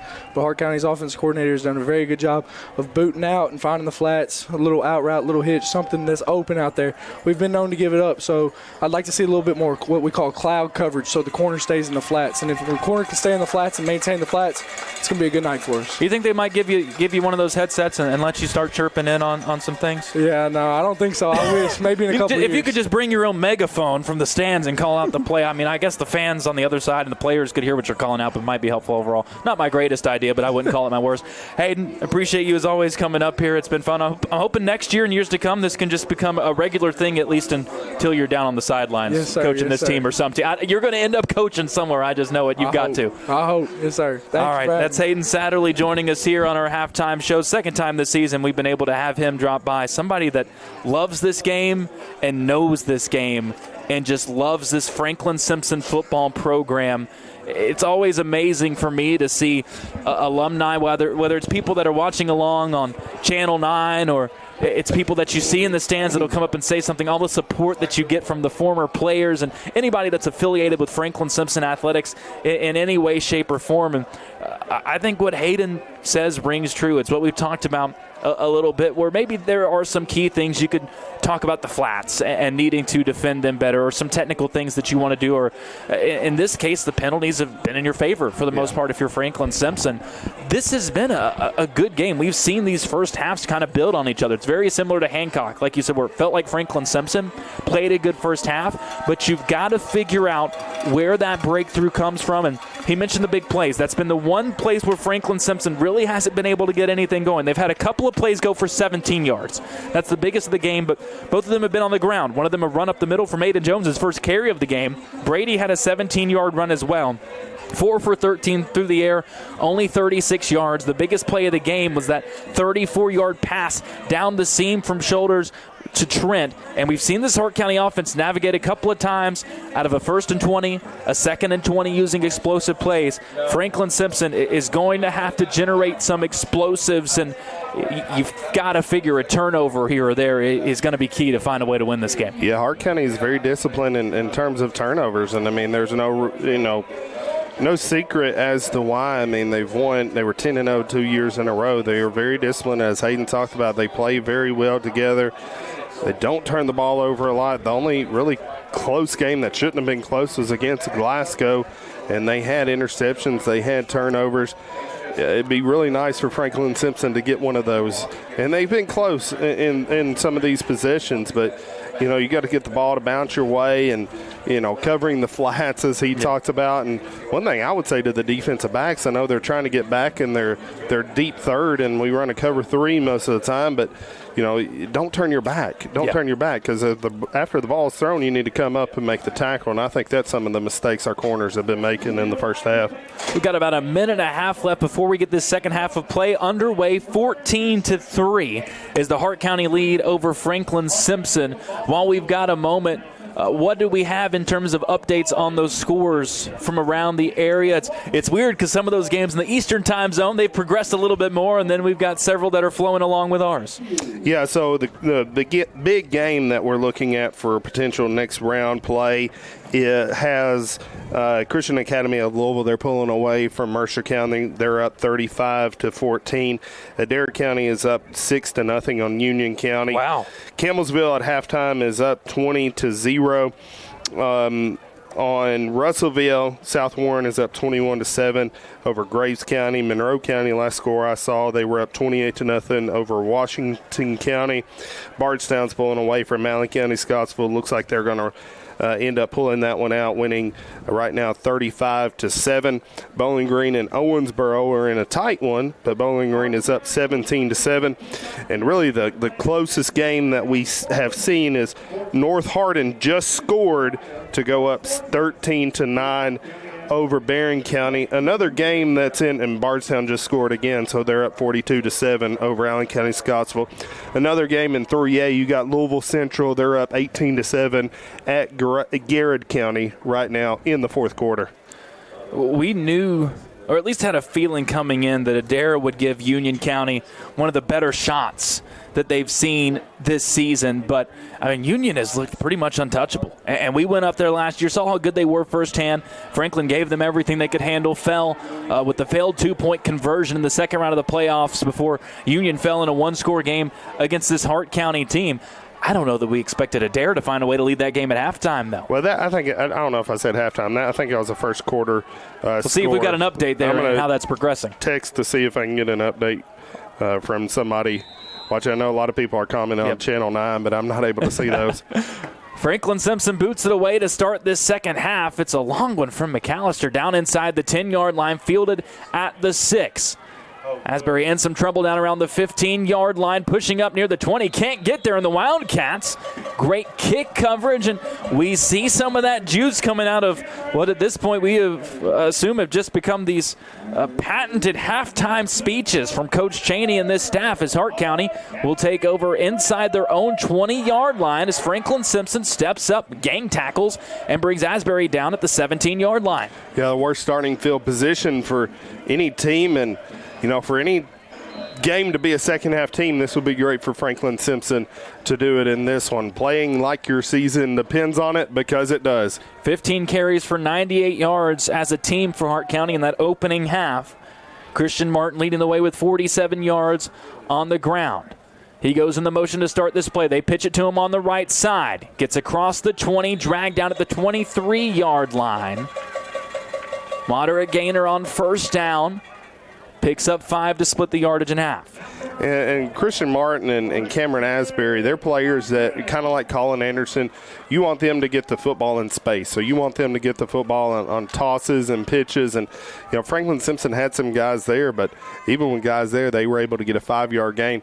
Looks like Hart County is coming back out in more of their base stuff. Looks like they got away from stuff that was their identity in that first half. And I look for them to go more under center. So Franklin Simpson at the same time can counter that with this 5-man front. They are on that wing tee. Wildcats have 5 men on the line. Shoulders takes the snap. They send a man into motion, but go up the middle across the 25, barreling across the 35 to the 42-yard line for a gain of 19 yards. Hart County goes right up the middle with Griffin, and Franklin had no answer that time. And I don't think Griffin played the best first half that he could have running the football. He had that one long run and, up the middle out of the shotgun, but he looks like he's coming to play. It looks like Hart County had a good halftime speech as well, because they're playing with more momentum. Now, Franklin Simpson, you got to make sure that you're awake. You've spotted on the first down. You got to wake up and make sure that you're making plays defensively now. 1st and 10 ball at the Hart County 42-yard line. Raiders also really taking their time here, milking this clock between plays. It's another run up the middle. Franklin had this one bottled up initially, but surging forward to the 47-yard line is Griffin, who just kept moving, kept those legs churning. They're going to pull this back. We'll see exactly where they mark it. They do give him that 47-yard line. He was able to stretch that ball out and make it a 5-yard gain when the Cats hit him at the line of scrimmage. Yeah, it looks like it. Looked like he was going sideways and trying to bounce out, but then he just kept those legs moving and turned maybe a 0 or a 1-yard gain into a 5-yard gain. 2nd and 5. Over 2 minutes gone in this second half. Opening drive of the half for Hart County. They lead at 14-3 over Franklin Simpson. Asbury goes into motion. They go up the middle again. Franklin Simpson had it bottled up and missed the tackle in the backfield. Across the 45, down to the 40 of Franklin Simpson for a gain of 13. They are pounding it up the middle with Griffin. Franklin Simpson, the defensive line is getting great penetration, but you got to get him down. You got to get your hands on him, and Griffin's not one to just let you get an easy tackle. So whenever you get back there, you got to make sure you're wrapping him up. He was hit in the backfield 2 or 3 yards behind the line of scrimmage almost as soon as he got the ball, bounced off, and that was a concern in the Warren East game, the regular season finale for Franklin Simpson. Coach Cheney said he went through and by hand counted all the missed tackles, especially on Dane Parsley, that quarterback for Warren East. Was disgusted by all of those, and it was really cleaned up against Hancock County. In the second half so far, some missed tackles for FS. Hart County going to keep it on the ground. Going left, Asbury spins off a man initially, gets to the 37-yard line for a gain of 3. Looked like there was going to be another broken tackle as him and Anderson are chirping back and forth after the play. Quickly, official comes in to break that up and reset things at the 37-yard line. Great job there by Lane Alford to just crash that play and recognize the pulling guard and where the play was developing and get there and stop him for just the gain of 3. 2nd and 7. Already 3.5 minutes gone here in this third quarter. Hart County started inside their own 20. They're now at the Franklin Simpson 37-yard line. They've stayed in this wing T. No shotgun to start this second half. Martin goes into motion. They keep it up the middle. Griffin across the 35, breaks a tackle, 30, 25, 20, driving forward inside the 15. Cats tried to rip it out, can't. He holds on down to the 11-yard line, 26 yards on the ground for Brennan Griffin, who is taking this game over. Yeah, he didn't have a good first half, and he's making up for it on this first drive of the third quarter. Thought this was a very key drive defensively for Franklin Simpson, but Hart County's putting their stamp on this one. Griffin ran it 5 times for 23 yards in the first half. He's run it 4 times for 63 yards on this opening drive of the third quarter. Inside 8 minutes left in the third. 14-3, Hart County leads it there in the red zone at the 11. Can get another first down at the 1. Shoulders under center. Sends Asbury into motion. They go to Martin, trying to bounce it out right now. Cuts upfield inside the 5, into the end zone, and scores. That electric first cut, going right, shifting left, bolting up the middle, and in for 6. And Martin, Franklin Simpson had defenders there right where Martin was going to run, but it kind of outran it, and Martin had a great cutback and was able to score. Great field vision on that run. Remind you a lot looking back. You kind of compared him to Colin, and just they're not similar bodies, but similar ways in which you would use them. Those times we saw Colin used up the middle last year, where he would have an opportunity to use one cut and really have an explosive play. That's what Martin was able to do as the extra point up and good. 7:41 left, third quarter, 21-3. Hart County now leads it on the 11-yard touchdown run from Christian Martin. You're listening to Franklin Simpson football on 92.3 WFKN.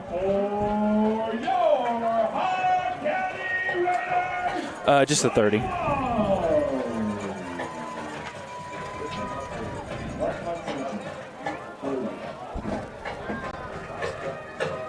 Cheerleaders, are you ready? 1, 2, 3, 4, 5, 6, 7. Make some noise for your Hart County cheerleaders. Did you get an Adair Union update? I'm not. I texted Aaron about it. Oh.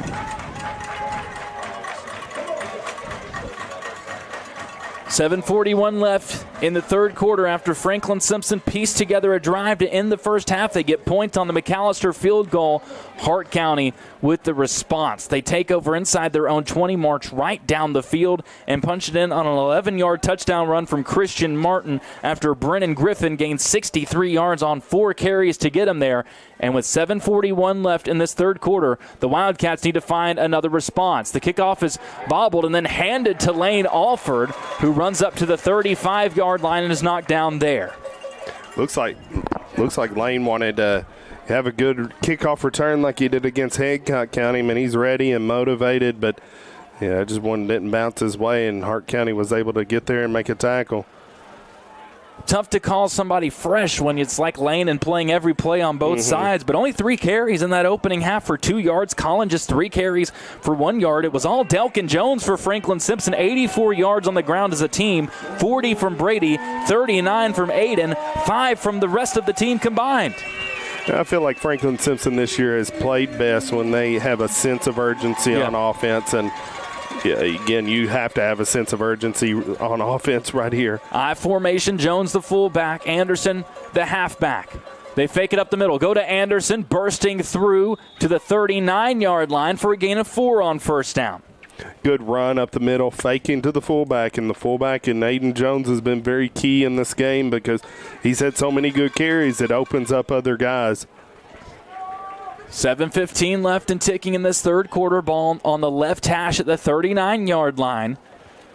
Collin now with 5 yards on 4 carries. Again, had 33 on 3 carries against Hart in the regular season matchup and had a couple called back by penalty. Really should have had well over 50 yards. They fake it up the middle again, go to Collin outside, cuts past the defender and pushed out of bounds as a late flag comes in.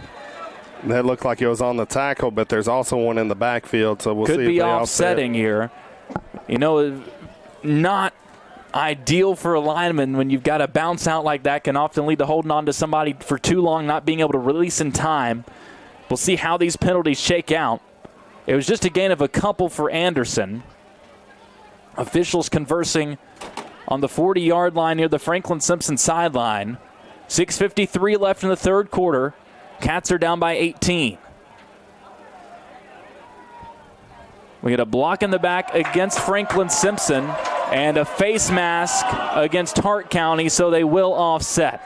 This Hart County side, they were very upset with the roughing the passer that was called before halftime that granted Franklin Simpson the opportunity to kick that field goal. They went crazy for that block in the back call, and then there was quite the hush after the face mask canceled it out. So it's 2nd and 6. Delk under center. Play action. He's going to keep it himself. Running left. Cuts back right. Across the 40 to the 44-yard line. He's a yard short of a first down. Another productive run by Brady. It's looked a lot like that Greenwood game in the ways they've used him in the run game, up to 45 yards. That game had 91. Yeah, absolutely. And, I mean, that play we've ran so many times, and a lot of times I wonder why do you even run that play up the middle. And, I mean, it sets up that quarterback keep really and here well. He's going to keep it on a sneak on 3rd and 1. They're going to mark it right at the 45, and that's just enough to move the chains. You couldn't even see Brady in there and all that pile and that scrum, but he's able to get the chains moving. He doesn't have the typical frame when you think of a quarterback that lends itself to that quarterback sneak. And now as a Hart County lineman down after the play, looks like it may be a cramp. That's at least how they were treating it first. Now which coach comes out as well. 6:09 left with the ball at the 45-yard line. It's a 1st and 10 there. And as much as Franklin Simpson has been able to keep this drive alive with the first down, we mentioned the explosives. We haven't really seen that yet. And at some point or another, you know that something is going to have to give in that department for FS. At this point, knowing how Hart County wants to operate offensively, I don't know that you can really afford to chew 4, 5, 6 minutes off the clock, even if it is a scoring drive. Yeah, and that was very detrimental in the last game that we played against Hart County, and it took 6 minutes to score, and now Franklin's getting up to the ball quick.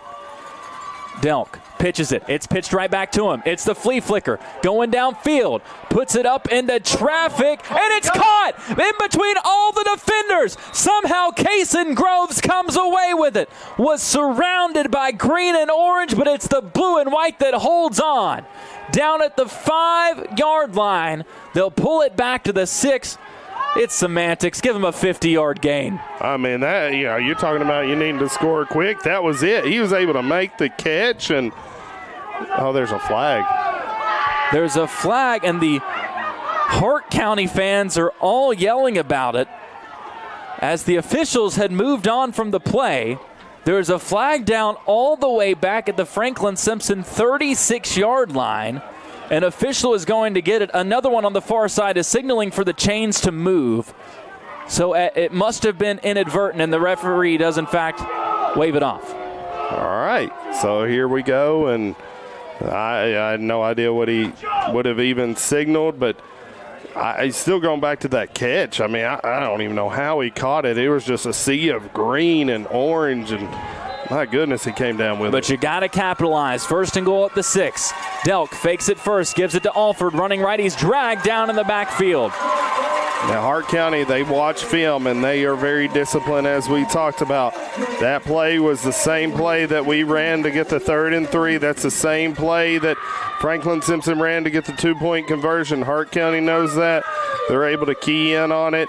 You got to get a little bit creative here. You got to score. You got to capitalize on this drive to have a chance to come back. Second and goal at the 8-yard line, down 21-3.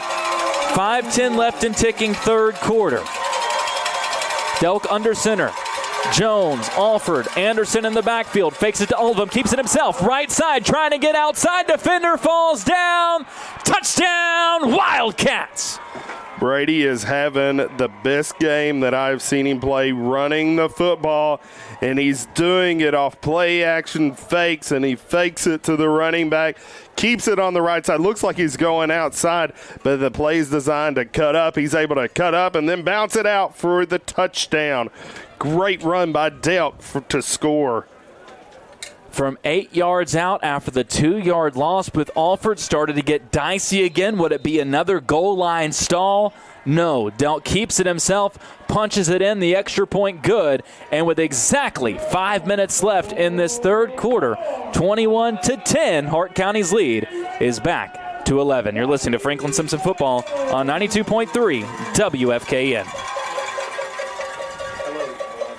Looking for a place to connect, grow, and worship? Discover Franklin First United Methodist Church in downtown Franklin. Join us every Sunday for 2 uplifting services. Experience our traditional service at 9 a.m., where hymns and heartfelt messages bring our community together.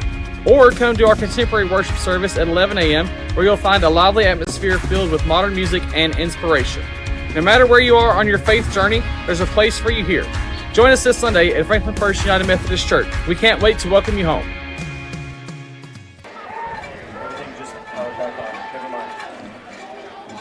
21-10 now the score at Hart County High School. It feels hard to believe that the first rushing touchdown of the season for Brady Delk, who has done so much on the ground for the Wildcats. And, well, tonight has been no different. Had 40 yards in the first half, 3 carries for 14 yards on that scoring drive as the Wildcats respond with 5 minutes left in the third and cut it back to 11. It's a 21-10 game. Hart County fields the kickoff inside their own 10 across the 25, 30, and dragged down at the 34-yard line is Christian Martin. He had the 11-yard touchdown to cap off the opening drive of the half for Hart County, who looked much more like their usual selves. They had 98 yards on the ground in the entire first half of this ball game.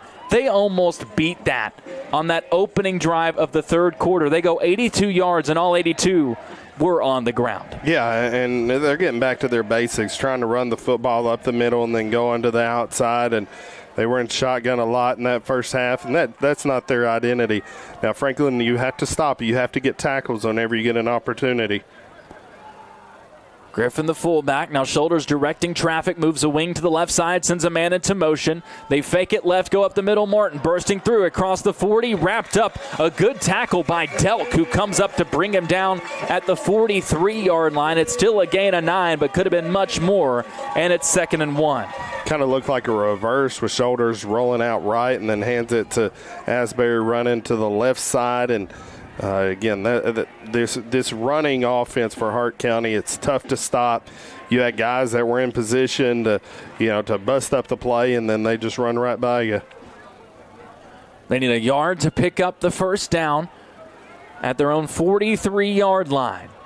Still in that wing tee. Martin goes into motion. They give it up the middle. Griffin bounces around a tackler. He's across the 45 to midfield. And at the 49-yard line, the ball is out. Franklin Simpson thinks they have it. All the Wildcats are pointing their way. Delk comes away from the pile pointing. The official makes the call. We said they needed a turnover, and there it is. And that's big. I mean, that's great. He doesn't fumble the football much. And, I mean, I was just talking about, I was going to say Franklin Simpson's missed a lot of tackles, and they did on that one. And they got the fumble recovery, and now they're in business again.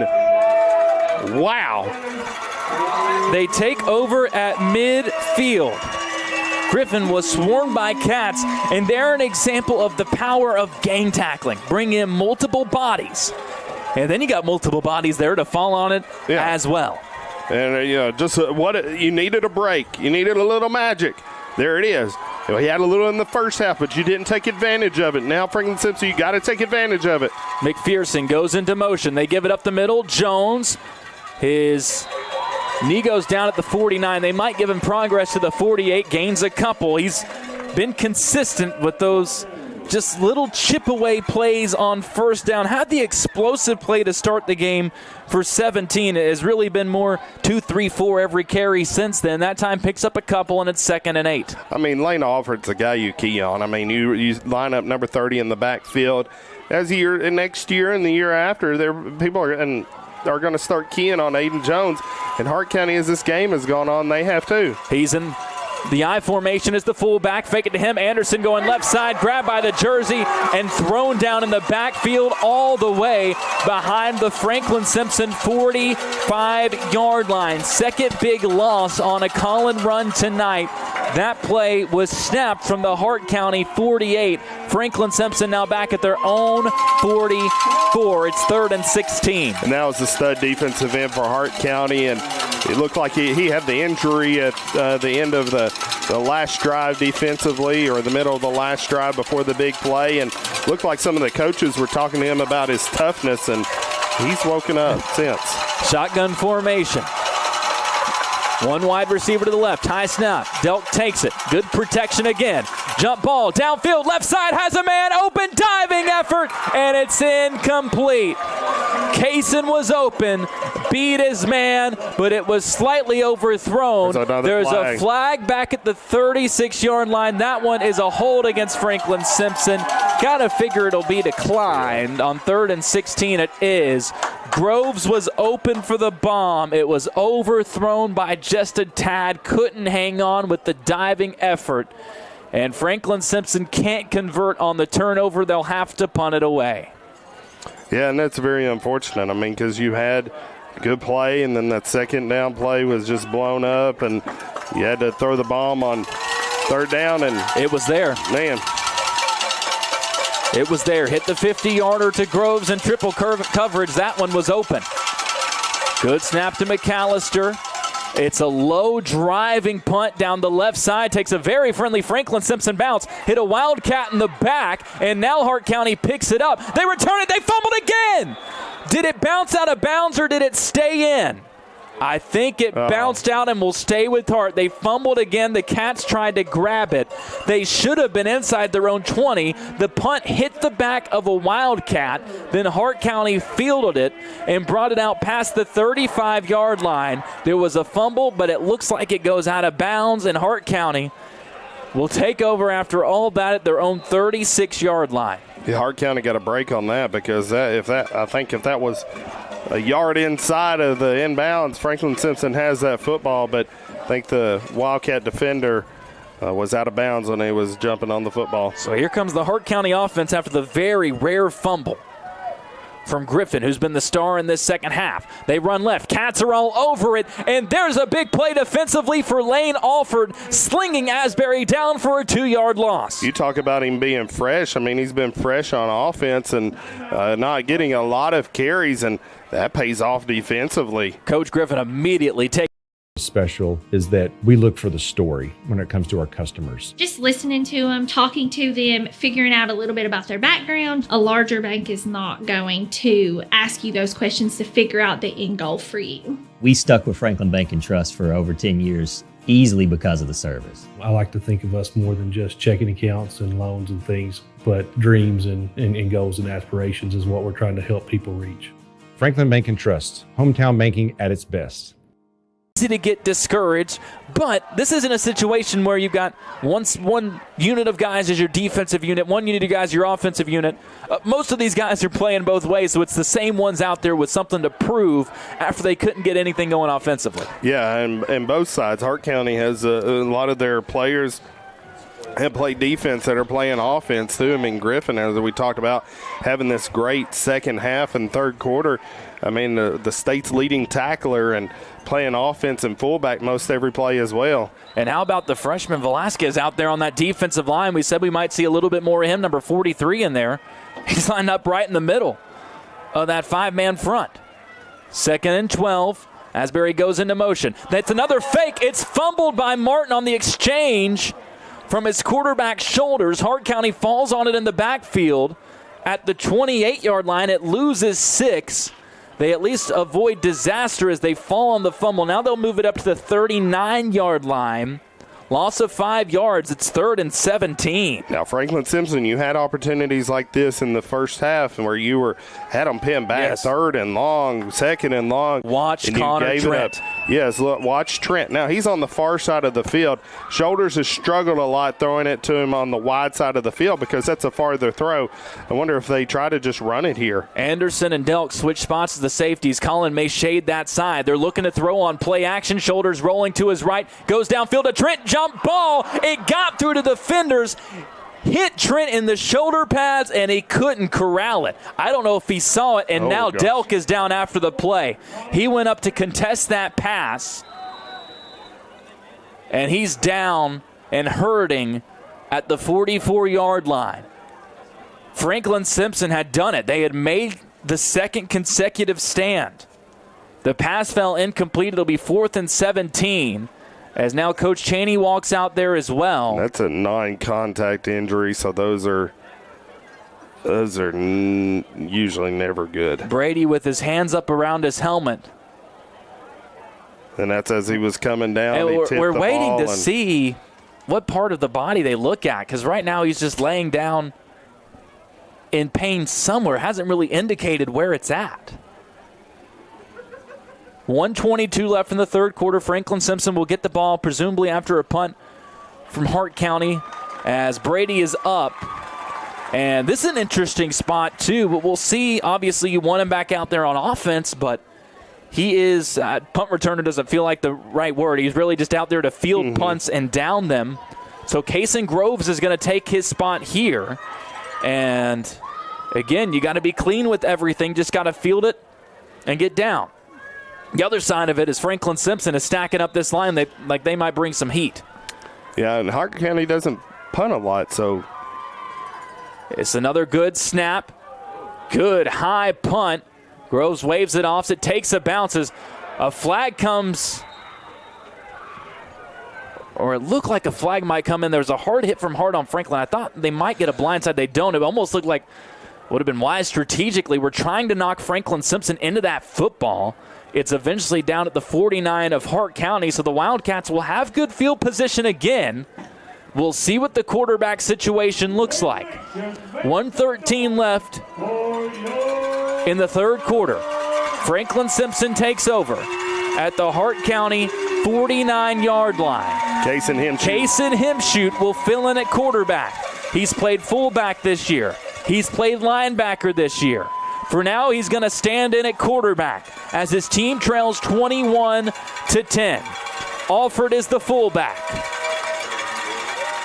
Sends McPherson into motion. They go to lane, up the middle, pushing forward, gets near the 45, gains 4 on first down. And with a backup quarterback in there, you're going to have to really simplify, but maybe you don't, because after one play, Brady comes right back in.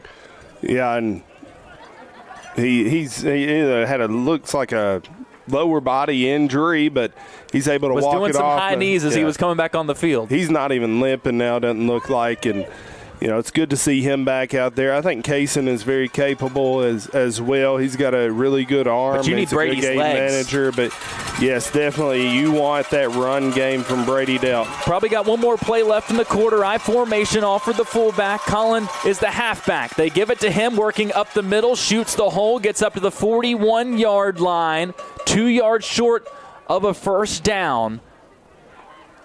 As time ticks down, 15 seconds remaining, we'll see if Franklin Simpson tries to force the issue. I think they're just going to the quarter.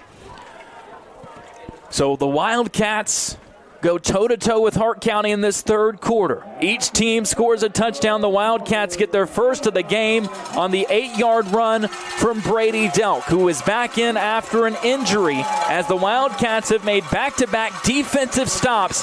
This time, can the offense capitalize and make it a one-score game? We'll find out together as the fourth quarter gets underway after this on 92.3 WFKN.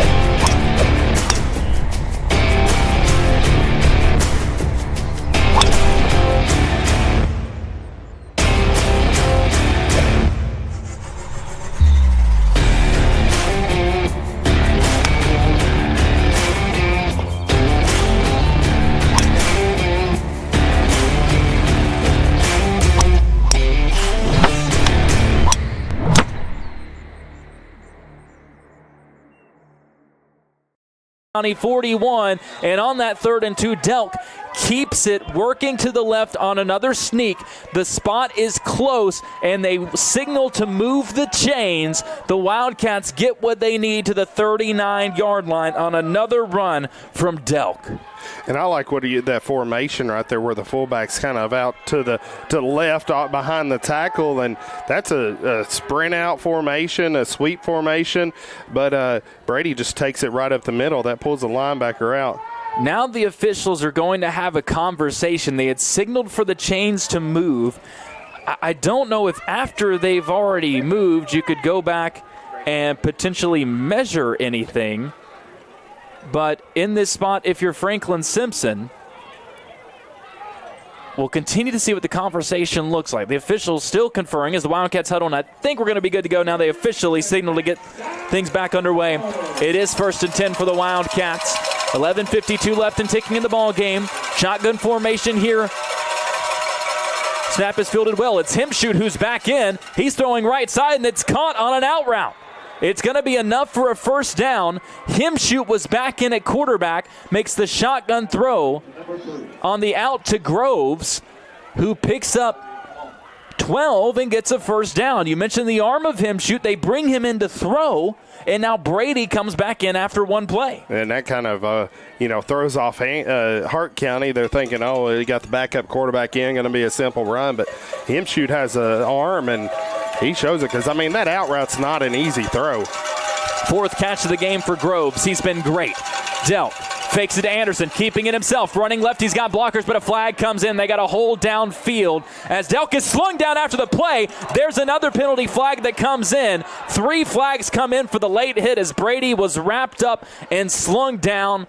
Has had to come out a couple of times for injury and then slung down after the play on the near side. Had enough for the first down, but the holding flag was already going to bring it back. This is not going to offset because that's a dead ball penalty. So what they're going to do is they're going to walk off one and then walk off the other. And then they're going to do the 15 yards, and that's going to be a first down for Franklin Simpson. It'll be interesting to see where they walk off the hold as well because it came downfield. Yeah, it was downfield, so it's from the spot. Still waiting for the official ruling. It's got to be some form of that combination. They get the personal foul against Hart County. I don't know that they signaled for the hold as well. Some of the Hart County fans are trying to yell they offset, but if it's a dead ball penalty, it's two separate penalties. If it's a penalties on the same play, I mean, that's considered a different play at that point. They're going to walk back the hold, like you said. So this goes to the 30-yard line, and then 15 yards forward from there. We'll put this ball at the 15 of Hart County, and that is enough to move the chains and pick up a first down with the penalty. Wow. So, I mean, that was very big. And Hart County, I mean, they're chippy right now. And I mean, this is a team, we've talked about this with 18 seniors. You don't see that from them. You don't see that. I mean, I don't know if in the first game we saw more than maybe one or two penalties total on Hart County. You know, I don't consider them a dirty team, but no. I mean, it's Franklin's getting in their head, and it's obvious. Delk in the gun, takes the snap, rolling to his right. He wants Groves. Corner of the end zone, jump ball. It's contested by both players. They both, it looked like, had possession, and they rule it incomplete. As Hart County came away with it, but by the time I think the Hart County defender had it, he was out of bounds, and they had to rule it incomplete. And Crump, I mean, he's just playing a great, just an incredible game at that right defensive end, a very aggressive player. Yeah, I kind of wonder if Franklin Simpson may throw in a screen pass here to nullify his aggressiveness, and a backside screen would be an incredible play right here. 2nd and 10. Hart County 15-yard line. 11:26 left in the game. The cowbells come to life. I formation. Wide receivers each way. Play action. Anderson, out route overthrown, nearly picked off on the diving effort, but incomplete. Just overthrew Anderson in the flat. Had him open at the 10, but instead it's 3rd and 10 with 11:22 to go, down by 11. And this isn't a situation that you want to be in again, but here there's a lot of options. So you could do 4-down territory. You can kick a field goal. Yeah, that's what I'm saying as well. You can kick a field goal, and then you're only down one score. So multiple options open right here. You'd love to get a touchdown in the end zone, but you want to move the ball. Even if you have to kick a field goal, you want it closer than where it is right here. They bring Groves to the left side, away from Trent at cornerback. Alford the fullback in the wing tee. Brady takes the snap. They try to run it up the middle. Lane pushing forward, gets a couple, and that's it on 3rd and 10. We'll see if they give him the 12. Ball is on the left hash. There's a Hart County player down after the play. Waiting still for the official spot. Looks like that's Asbury, and he's in a lot of pain. He only ran it 5 times against Campbellsville in the regular season finale. Did not play against Hopkins County Central in that opening round matchup. He hops up after the play and struggling to put weight. Now he's hopping off, can't put any weight on that right leg. Hops off the field. They'll continue to work on him as the ball is officially spotted at the 13-yard line. It was a 2-yard gain for Alford. Ball is on the left hash. Brody McAllister made a 25-yard field goal before halftime. They trot him out again. Delk will be the holder. He rests at the 19. This is a 29-yard try, down by 11. Would make this a one-score game. Good snap, good hold. The kick is up. It bounces off the crossbar and through. You need a little luck. You need a little magic. That doesn't get a little more magical than a field goal going in off the crossbar. I think I remember a certain Tyler Arterburn saying that to be in a game like this, to have a chance to win, you need a lucky bounce. I don't know if that's exactly what you were referencing. That was it. I'm going to assume so and just call you a wizard. 11:04 left in the ball game. We're going to stay here. 21-13 now. Franklin Simpson trails. It's a one-score game. Touchdown, 2-point conversion. But you got to get a stop first. The Wildcats have gotten 2 in this second half. A fumble, and they were able to force a punt on the last drive. This is 2 straight games where we've seen the Wildcat defense make multiple stands. This one, though, much different than Hart County or from Hancock County, because Hart came out on their opening drive and ran it right down the middle of that Wildcat defense, and it looked like we were right back to that normal Hart County offense, but Wildcats able to adjust these last couple of drives. Other than that first drive for Hart County, they have ran 5 plays, 12 plays total this entire second half. So their offense only ran 25 in the first half. Their offense is not in a good rhythm right now. See if Franklin Simpson can take advantage. Kickoff is fielded at the 20-yard line. Franklin Simpson in good pursuit again. Wrapped up at the 39-yard line. Hart County will take over there. We'll continue to monitor if Asbury is back out there on offense. Looks like Wagner is coming in. They bring in L.D. Wagner, who they've used a good amount this season, 245 rushing yards on the year with 5 touchdowns. And then Rutledge is in there as well, and so I don't see Asbury at all. And he's their best runner. Has had their best long runner. Yeah. For and to be fair, the Wildcats have done a good job against them today. Just 6 carries for 23 yards. Yeah. Griffin is the fullback. He has been the lead back in this second half. They run it to the right side. That's a block in the back. I don't think they're going to get it. And bouncing outside is Martin to the 47-yard line for a gain of 8. I think that was inside the tackle box. Even though it's a fullback, you can, and they've let a lot of those go.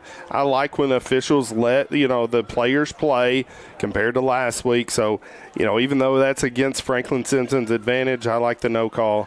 Jones in that nose guard spot has been really effective despite the lack of size, and that's where we've seen more of the success come rather than going right up the middle with somebody like Griffin, some of these other backs, getting closer to those tackles on the outside. Here it's a 2nd and 2. Shoulders sends a man into motion. Tried to give it to Griffin. Ball was on the ground. Shoulders gets it back. Now he's running up the middle. They blow it dead at the line of scrimmage. Another just miscommunication.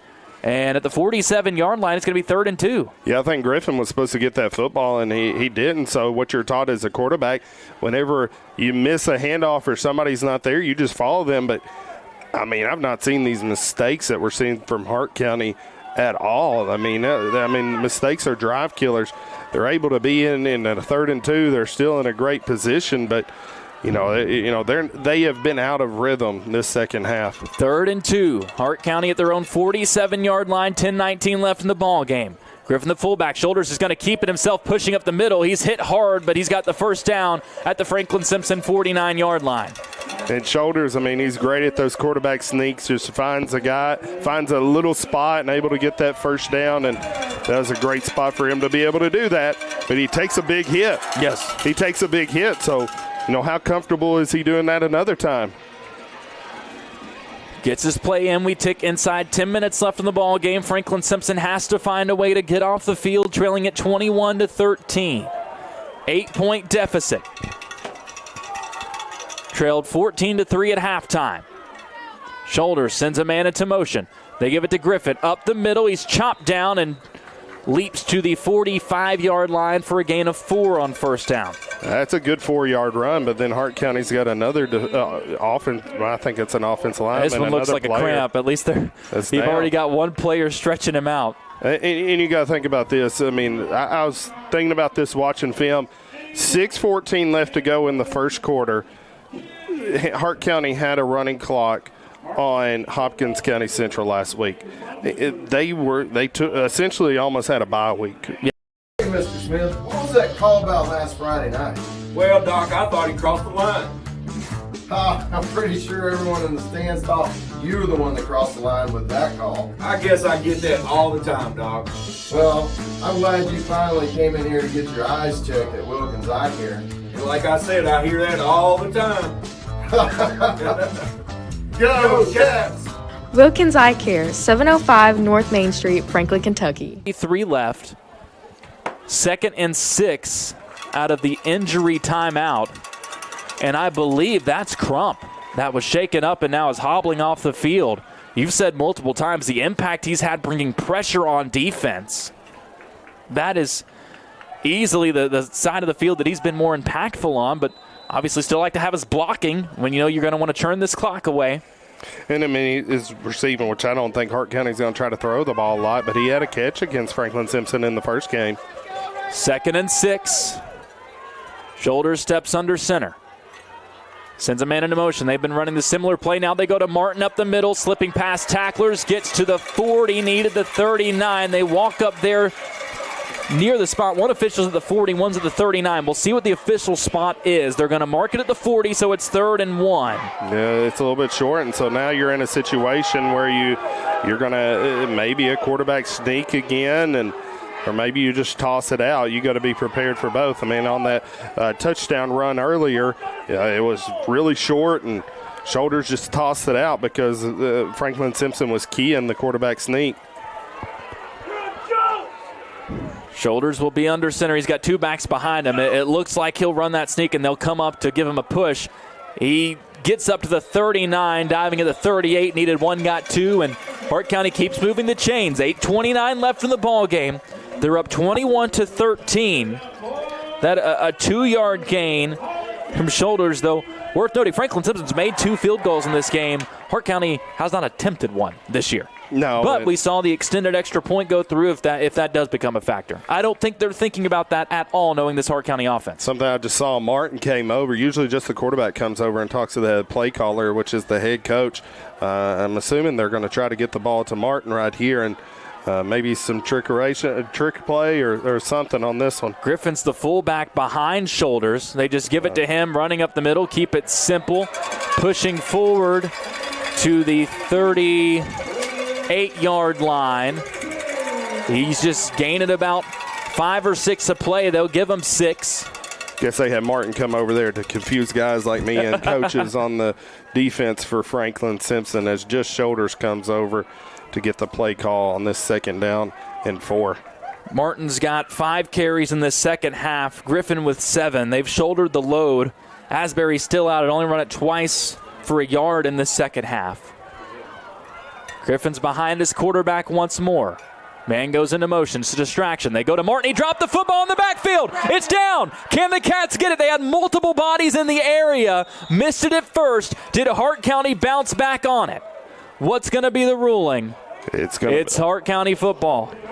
But nonetheless, I mean, what you had is a 2nd down and 4, and that's very manageable. Now it's 3rd and 7. 3rd and 7, and Hart County's in a situation where, I mean, they're in a 4-down territory. They can go for it on 4th down, but are you going to have Shoulders throw it here on this 3rd and 7 and get it? But they're in a much worse position than they would have been if that play would have just even gone for no gain. 3rd and 7 at the Franklin Simpson 35-yard line. 6:45 left. Hart County with a 21-13 lead. They've been milking this clock. Shoulders takes the snap. It's a play action. Throws it underneath. Wide open catch in the flat. They get the first down to the 25-yard line on the completion to Wagner. And just a simple out route, and those have been key for Hart County this entire game to move the chains, and they roll it out again and get the first down, and that was a big one for them to keep this drive going. It was the first completion of the second half for Shoulders, who went 5 for 10 for 81 in a score in the opening half. Just the second pass attempt for Hart County in the second half. They moved the chains to the 26-yard line, and we're ticking towards 6 minutes left in this game. Cats have had a couple of opportunities to end this drive and couldn't do it. Up the middle, Griffin hit hard at the line and dropped. He is stonewalled. And there you see the impact, I believe. That's Zeke that's in there getting some run on defense. He's been in and out of that defensive front. Cats bring in some more size, and that one goes for no gain. And on this drive, Jackson Gass is playing just incredibly, just coming up and getting some hard hits. And Griffin is looking gassed on this drive after such a good start to the second half. He's kind of been silent this 4th quarter. Shoulders will step under center. One wide receiver out on the left side is Trent. Sends Wagner into motion. Takes the snap. They pitch it to him on the left side. Cats need to get in out there in pursuit. They can't. Wagner inside the 15. Gets away from defenders down the sideline and scores. Everybody thought he was down, but he trots in, but there's a flag back at the 25. There's a flag back. That was a late flag, but I think they're going to get a holding. Caden Bennett did an incredible job trying to get outside, and whenever you're trying to fight outside and get out there, then you're putting that's how you get holding penalties called again on the other team. It was a play that looked like it was just going to be a first down, a really good run by Wagner. Everybody thought the play was done. Then he burst down the sideline for the final 15 yards, untouched and scored, but it's wiped off. And the ball is back at the 35-yard line, which is where we were before that pass play to convert the third down. And it is 2nd and 19 there. 5:15 left in the game. Shoulders under center, sends Wagner into motion.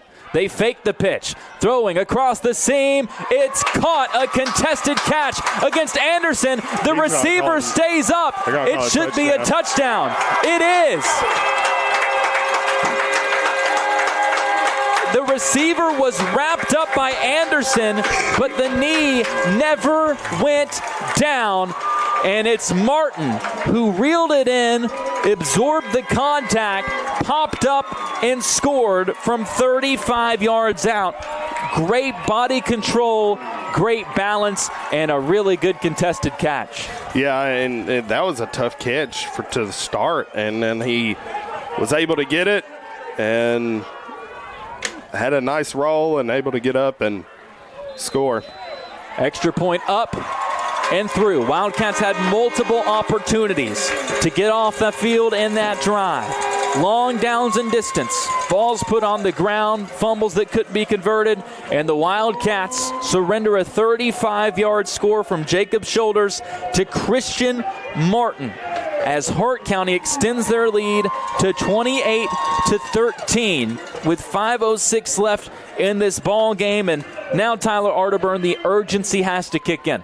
The urgency has to be taken up a level. I think Franklin Simpson's had a decent second half so far offensively, but again, that urgency has to go up a little bit more. You just have 5 minutes and 6 seconds left in this ball game. You're down 2 scores. You have to play like your season depends on it. Again, because it does. And regardless, it's a world of difference between the regular season matchup between these two teams and what we've seen tonight. But that world of difference does not matter if it's not enough to find a way to get a win. Absolutely. Absolutely. You need a touchdown, a 2-point, and another one with a stop wedged in between. Jones fields the kickoff inside the 35. He's wrapped up short of the 40 and slung down. 4:58 left in the ballgame. Franklin Simpson takes over. Delk for the ballgame is 5 for 17 through the air. He's just 1 for 4 in this second half. It's really been his legs that have gotten the job done. Had the 50-yard completion to Groves, just missed him long on another bomb that would have been a game changer. Potentially could have given Franklin Simpson a chance to tie it while it was still 21-13. We saw him come in and complete a pass to Groves, who has 4 catches for the game. We're going to test the arm of Brady down the stretch here. And, Brady's had an incredible game with his legs. This is his opportunity to show what he is and to throw the football. He's in the gun. Sends Alford into motion from the left wing to the right. 2 wide receivers on that right side. Takes the snap. Play action. Running to his right. Slings it downfield. Jump ball parry. It's underthrown, and it's dropped by the defender at the 35-yard line. Couldn't quite get enough on that one. Running to his right. Throwing on the move, and it's nearly picked off, but fortunately falls incomplete to leave the season on a lifeline. And Brady, I think he just kind of heard some footsteps and some defenders of Hart County in the backfield, and which there were plenty. Threw it away and into double coverage and didn't let the play develop because he didn't have time to let the play develop. Groves is back in at receiver. He split out wide to the right side against Trent, who had the interception wiped off by a penalty earlier. Brady rolling right again, tries to dump it off to Groves, overthrew him, and Trent had a chance for another pick. Couldn't reel it in. I don't think he thought that ball was going to get to him. It was thrown over Groves, couldn't corral it, and it falls incomplete, and it's now 3rd and 10. And so now you're in a situation, 3rd down. Brady overthrew him there, and you got to settle down in this 3rd down and 10 and try to get yourself a completion, or do you try to run it and catch Hart County off guard? And because I think a running play, you're in 4-down territory the rest of the game. 4:44 left. Franklin Simpson at their own 39-yard line. Down 28-13. 2 plays to get 10 yards for your season. 2 wide receivers on the right. Alford flanked that way as well. Delk takes the shotgun snap, rolling right. They bring pressure because Franklin let them on the screen. It's set up for Alford. Caught it. He's across midfield. 50, 45, inside the 40, and he's taken down at the 37-yard line. They set up the screen, barely found a way to get it to Lane downfield, who rumbles down to the 37. They pick up 24 and move the chains. And that was a big play. Lane, and what I've heard from the coaches, Lane probably has the best hands of anybody on the team, but most of the time playing that fullback position, he doesn't have a chance to catch the football. There, being a kind of a wingback, he's got more of those opportunities. He kind of plays what a tight end would. Just his 6th catch of the season. Had the huge screen catch for a touchdown in the comeback against Greenwood. Brady fakes once, going downfield to Collin. It's a jump ball in coverage. There's tons of contact before it gets there, but no flag either way. I guess you could say it was both. I mean, they kind of just collided. There was a ton of contact from both sides. And if nothing else, it's consistent with how the calls have gone because, for the most part, they have let that contact go on these downfield passes. Must have watched the tape from the Franklin Simpson Hancock County game and said, you know what, we're just going to do the opposite of that. Yeah, and I mean, I wish the flag would have been thrown, but if nothing else, when it comes to officials, the key word is consistency, and they are. You can't argue against that. I'm not too upset about it. Delk under center sends McPherson into motion, gives it to him, running right on a sweep, trying to get outside, can't get the edge, and he's slung down behind the line of scrimmage. And looks like there's a timeout. Whistles blow, and Franklin Simpson will take a timeout. Tried to catch Hart County off guard there with the sweep. They'd use the motion for some play. For more than 50 years, McCutcheon Electric has serviced Franklin and the surrounding communities. Wildcats senior Colin Anderson is the grandson of founder Charlie McCutcheon. Just like Colin provides power during the game, you can rely on McCutcheon Electric to light up your life. For all your commercial or residential electrical needs, contact McCutcheon Electric. But then it's been Kason Groves outside. He has been the answer time after time for Franklin Simpson. Is it Kason here? Is it young Brody Perry, who's over 200 yards now on the season? Lane Alford just had the 24-yard catch. Someone's going to have to step up and make a play for Franklin Simpson. Against Hancock County, every time it was Lane. Every time it was Lane. Kason had the touchdown as well. It was all those seniors. Who's going to step up here with 3:57 left in a 3rd and 12? Xavier Hampton's in the game. Maybe he can make a play. Somebody's got to. Shotgun snap. Delk drops back. Flush to his left. Looking across the middle. He's got Perry, and he threw it behind him at the 25-yard line. Was trying to fit it into a tight window, saw him just a little late as Brody had kind of settled into an open spot there. But the pass falls incomplete. Would have been enough for the first down. Instead, now it's 4th and 12. And this is a big play because Hart County can pretty much just – Wildcats had to use a timeout. They've only got 2 left. This is your ball game. This is your season. 4th and 12 at the 39-yard line. 3:51 left. Down 2 touchdowns. Delk takes the snap. Has time. Looking across the middle. Leaping catch made at the 30, but falling down with it is Groves. He made the leaping catch. Couldn't keep his balance, and he needed 3 more yards. So Franklin Simpson's going to fall short on that 4th down, and Hart County has the football with 3:45 left to go, and they're definitely just going to try to milk it and ice this game. You need a miracle for Franklin Simpson. 9-yard completion to Groves, who's had a career game with 5 catches. Not the way you want to see your season and Franklin Simpson career end. But I think it's a reflection of how much he's grown from the start of the season to now. There were a couple of drops early in the season. You didn't really know who would establish themselves as the receiver for this team. And Kason has really stepped up and improved so much as the year has gone on. And Franklin Simpson stonewalls the first run here for a loss of 1 with Martin on the ground. And the Wildcat defense. You look at the opportunities they created, some missed opportunities on that last defensive drive to get off the field, especially with the fumble, but one of the better games. I know 28 points up on the scoreboard, but you would be hard-pressed to find a better defensive game for Franklin Simpson than what we've seen here tonight. Yeah, I mean, they played great, changing the defense up and having a lot of practice this week, and Hart County was just called for a penalty, a sideline warning, which doesn't account for any yards, but it stops the clock for just a second, and now it's ticking again.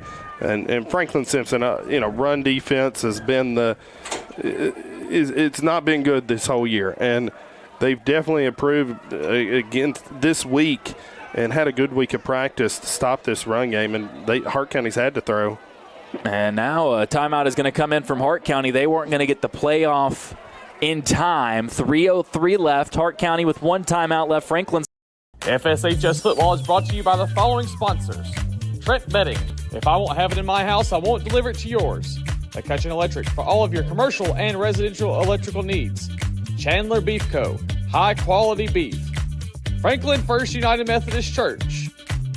To become a sponsor of FSHS Athletics on FS Channel 9, email aaron.talley@simpson.kyschools.us.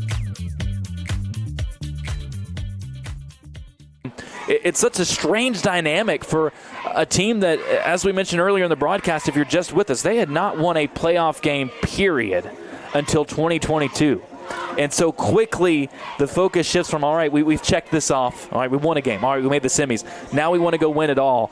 The rise of this program, it's really hard to look back and pinpoint anything quite like it in our area. Yeah, I mean, I think of Logan County and what they were able to do several years ago. With and that's Coach Alder. As close as you can compare this, but this is just an incredible turnaround. A lot of players. Coach Adler and that Logan County team is a really good comparison. They faked the pitch. Hart County is going to throw it out of the timeout. It looks like it was affected, and it's dropped by Wagner coming down the right side, one-on-one with Anderson. It was a 2nd and 11. They opt to throw, and it falls incomplete, keeps the clock stopped at 2:56. And if Franklin Simpson can get a stop here on 3rd and 11, you could get the ball back with around 2:50 left and a timeout in your back pocket. That's an element of your defensive line and your linebackers and what they've done to stop this Hart County run game to where they're having to scramble on a 2nd and 11 with under 3 minutes to go. You think you're going to just be churning this clock trying to move it, but they try to throw the ball. 2:56 left, and whistle's blowing. Hart County takes another timeout. They took a timeout before that last play, opted to throw. Up 15 with 2:56 left. Would have been the dagger. And now they need 11 yards. Franklin with 2 timeouts. This game with the way that Hart County, they've been super explosive on the ground. Only 2 carries that have gone for 15-plus yards. We talk about those explosive plays a lot. If you say 20-plus, they've only had 1 carry go for 20-plus. But you expect with the way they've just been able to pick up their little chunks, 1 first down, maybe 2 to end this game. They can seal it that way. All of a sudden, if you're Franklin Simpson, you don't have a great chance. I mean, nothing's in your favor at this point, but you've been given a chance. Yes, you have. You've been given, I feel like several chances this entire game. You got to take advantage of it, and this 3rd and 11 to have any chance. I think, it's easy for this team to lay down. It's been easy for this team to lay down at any point during this year and just give up and not care about winning and not care about anything, and they're not. And even on this down 2 scores under 3 minutes, they're not giving up either.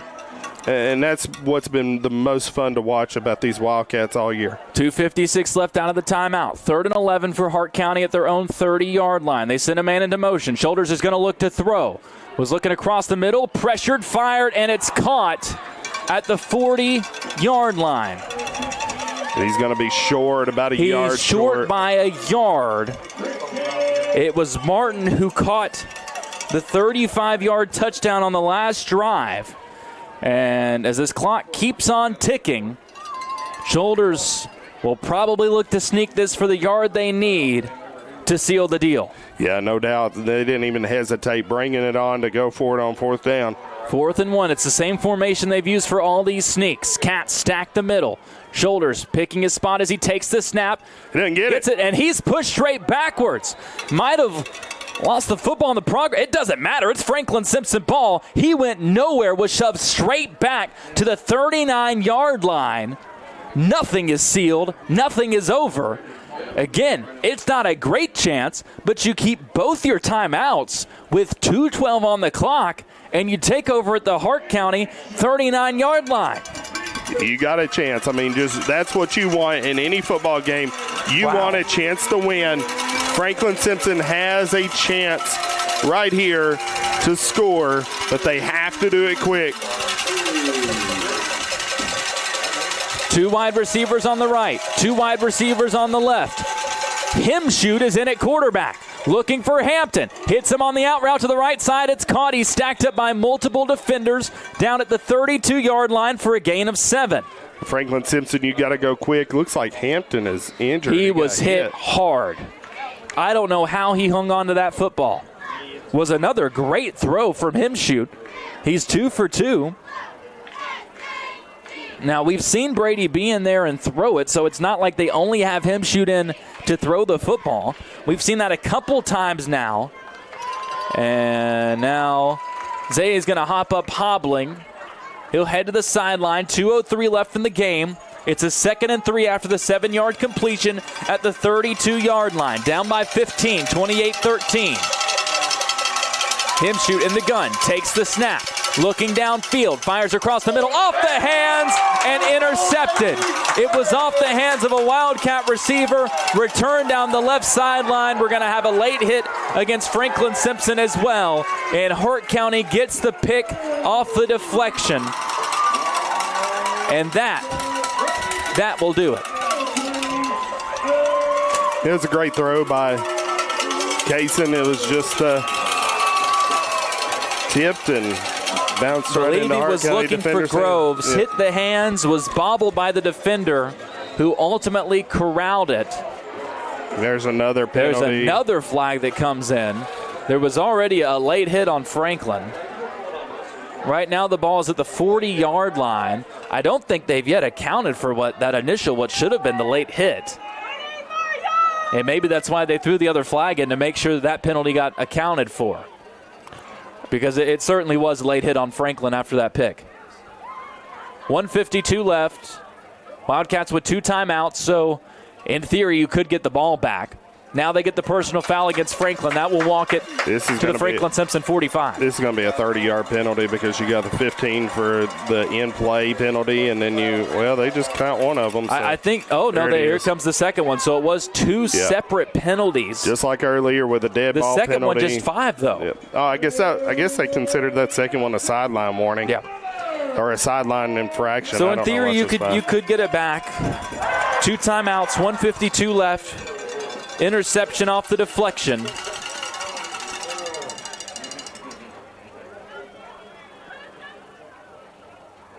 Shoulders will step in under center. Sends a man into motion. Pitches it to the right side. Surging up on that right side of the line with blockers to the 37-yard line. They might mark it back at the 38 as they go to Martin. They give him 2 to the 38-yard line. Timeout Franklin Simpson with 1:37 left. And that was a formation where Hart County runs most of the time, and tonight, for whatever reason, they've tried to mix up the formations and run different things, and I guess it just confused whoever they're playing next week. And Looking for a place to connect, grow, and worship? Discover Franklin First United Methodist Church in downtown Franklin. Join us every Sunday for 2 uplifting services. Experience our traditional service at 9 a.m., where hymns and heartfelt messages bring our community together. Or come to our contemporary worship service at 11 a.m., where you'll find a lively atmosphere filled with modern music and inspiration. The second half, they both had 8 carries. Franklin's been able to create some negative plays on Martin. 8 carries for 36 yards. You'll certainly take that. He averages around 11 per carry on the season, but it's really been Griffin, 8 carries for 80 yards in this second half. But so much came in that third quarter, like you talked about. His last 4 carries He's not had a double-digit gainer after those first 4 carries. 3 of the 4 went for double-digit yardage. 2nd and 8 after the 2-yard run. Franklin Simpson with 1 timeout left. Wagner goes into motion. Shoulder's going to keep it himself up the middle. Gets another 2 yards to the 36. That's just another busted play. I mean, it was. And Franklin Simpson's able to call another timeout. I think they were trying to run to Griffin up the middle, but the center snapped it too early, and just a lot of miscommunication. I don't do the most, but I do a lot. I'ma make a toast, cause we still alive. No big, I feel like Pac. I shoot a shot. I'm coming in hot.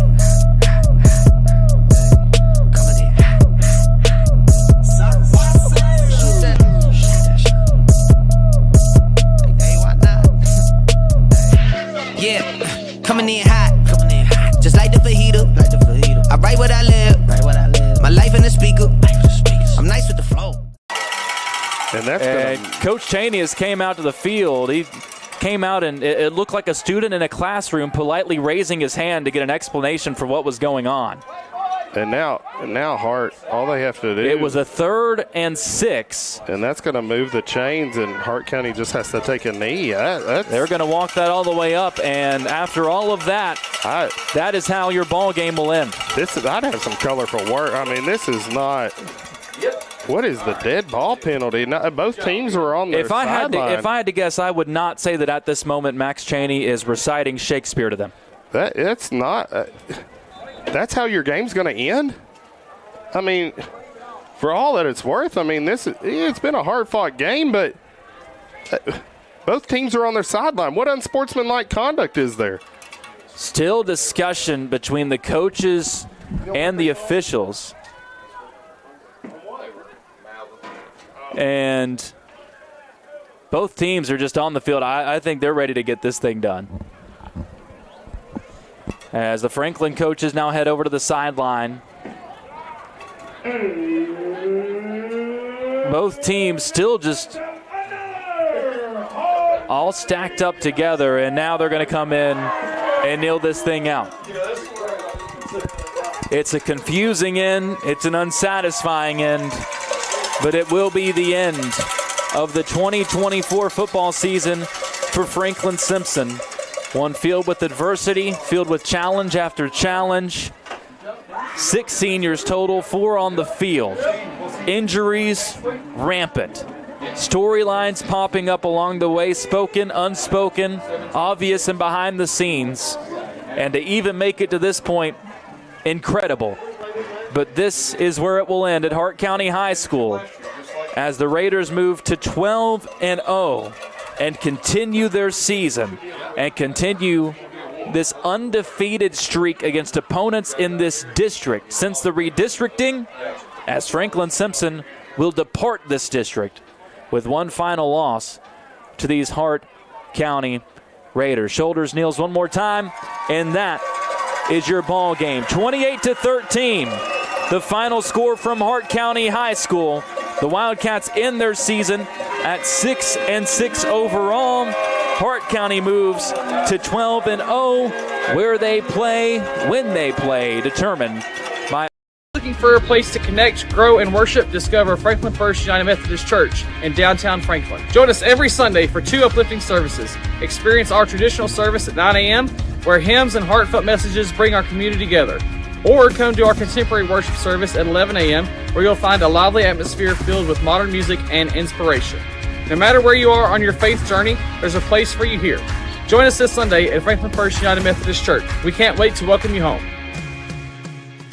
What makes us special is that we look for the story when it comes to our customers. Just listening to them, talking to them, figuring out a little bit about their background. A larger bank is not going to ask you those questions to figure out the end goal for you. We stuck with Franklin Bank and Trust for over 10 years, easily because of the service. I like to think of us more than just checking accounts and loans and things, but dreams and goals and aspirations is what we're trying to help people reach. Franklin Bank and Trust, hometown banking at its best.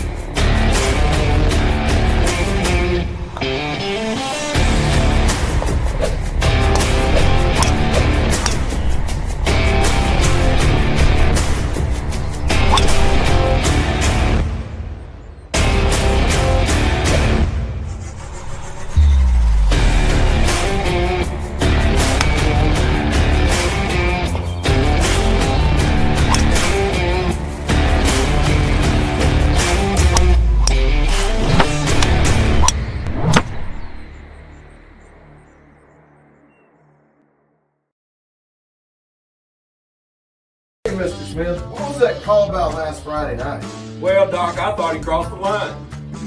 I'm pretty sure everyone in the stands thought you were the one that crossed the line with that call. I guess I get that all the time, Doc. Well, I'm glad you finally came in here to get your eyes checked at Wilkins Eye Care. And like I said, I hear that all the time.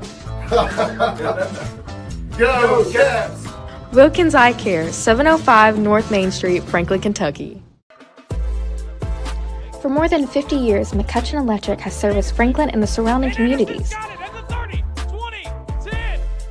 Wildcats senior Colin Anderson is the grandson of founder Charlie McCutcheon. Just like Colin provides power during the game, you can rely on McCutcheon Electric to light up your life. For all your commercial or residential electrical needs, contact McCutcheon Electric. I don't do the most, but I do a lot. I'ma make a toast, cause we still alive. No big, I feel like Pac. I shoot a shot. I'm coming in hot.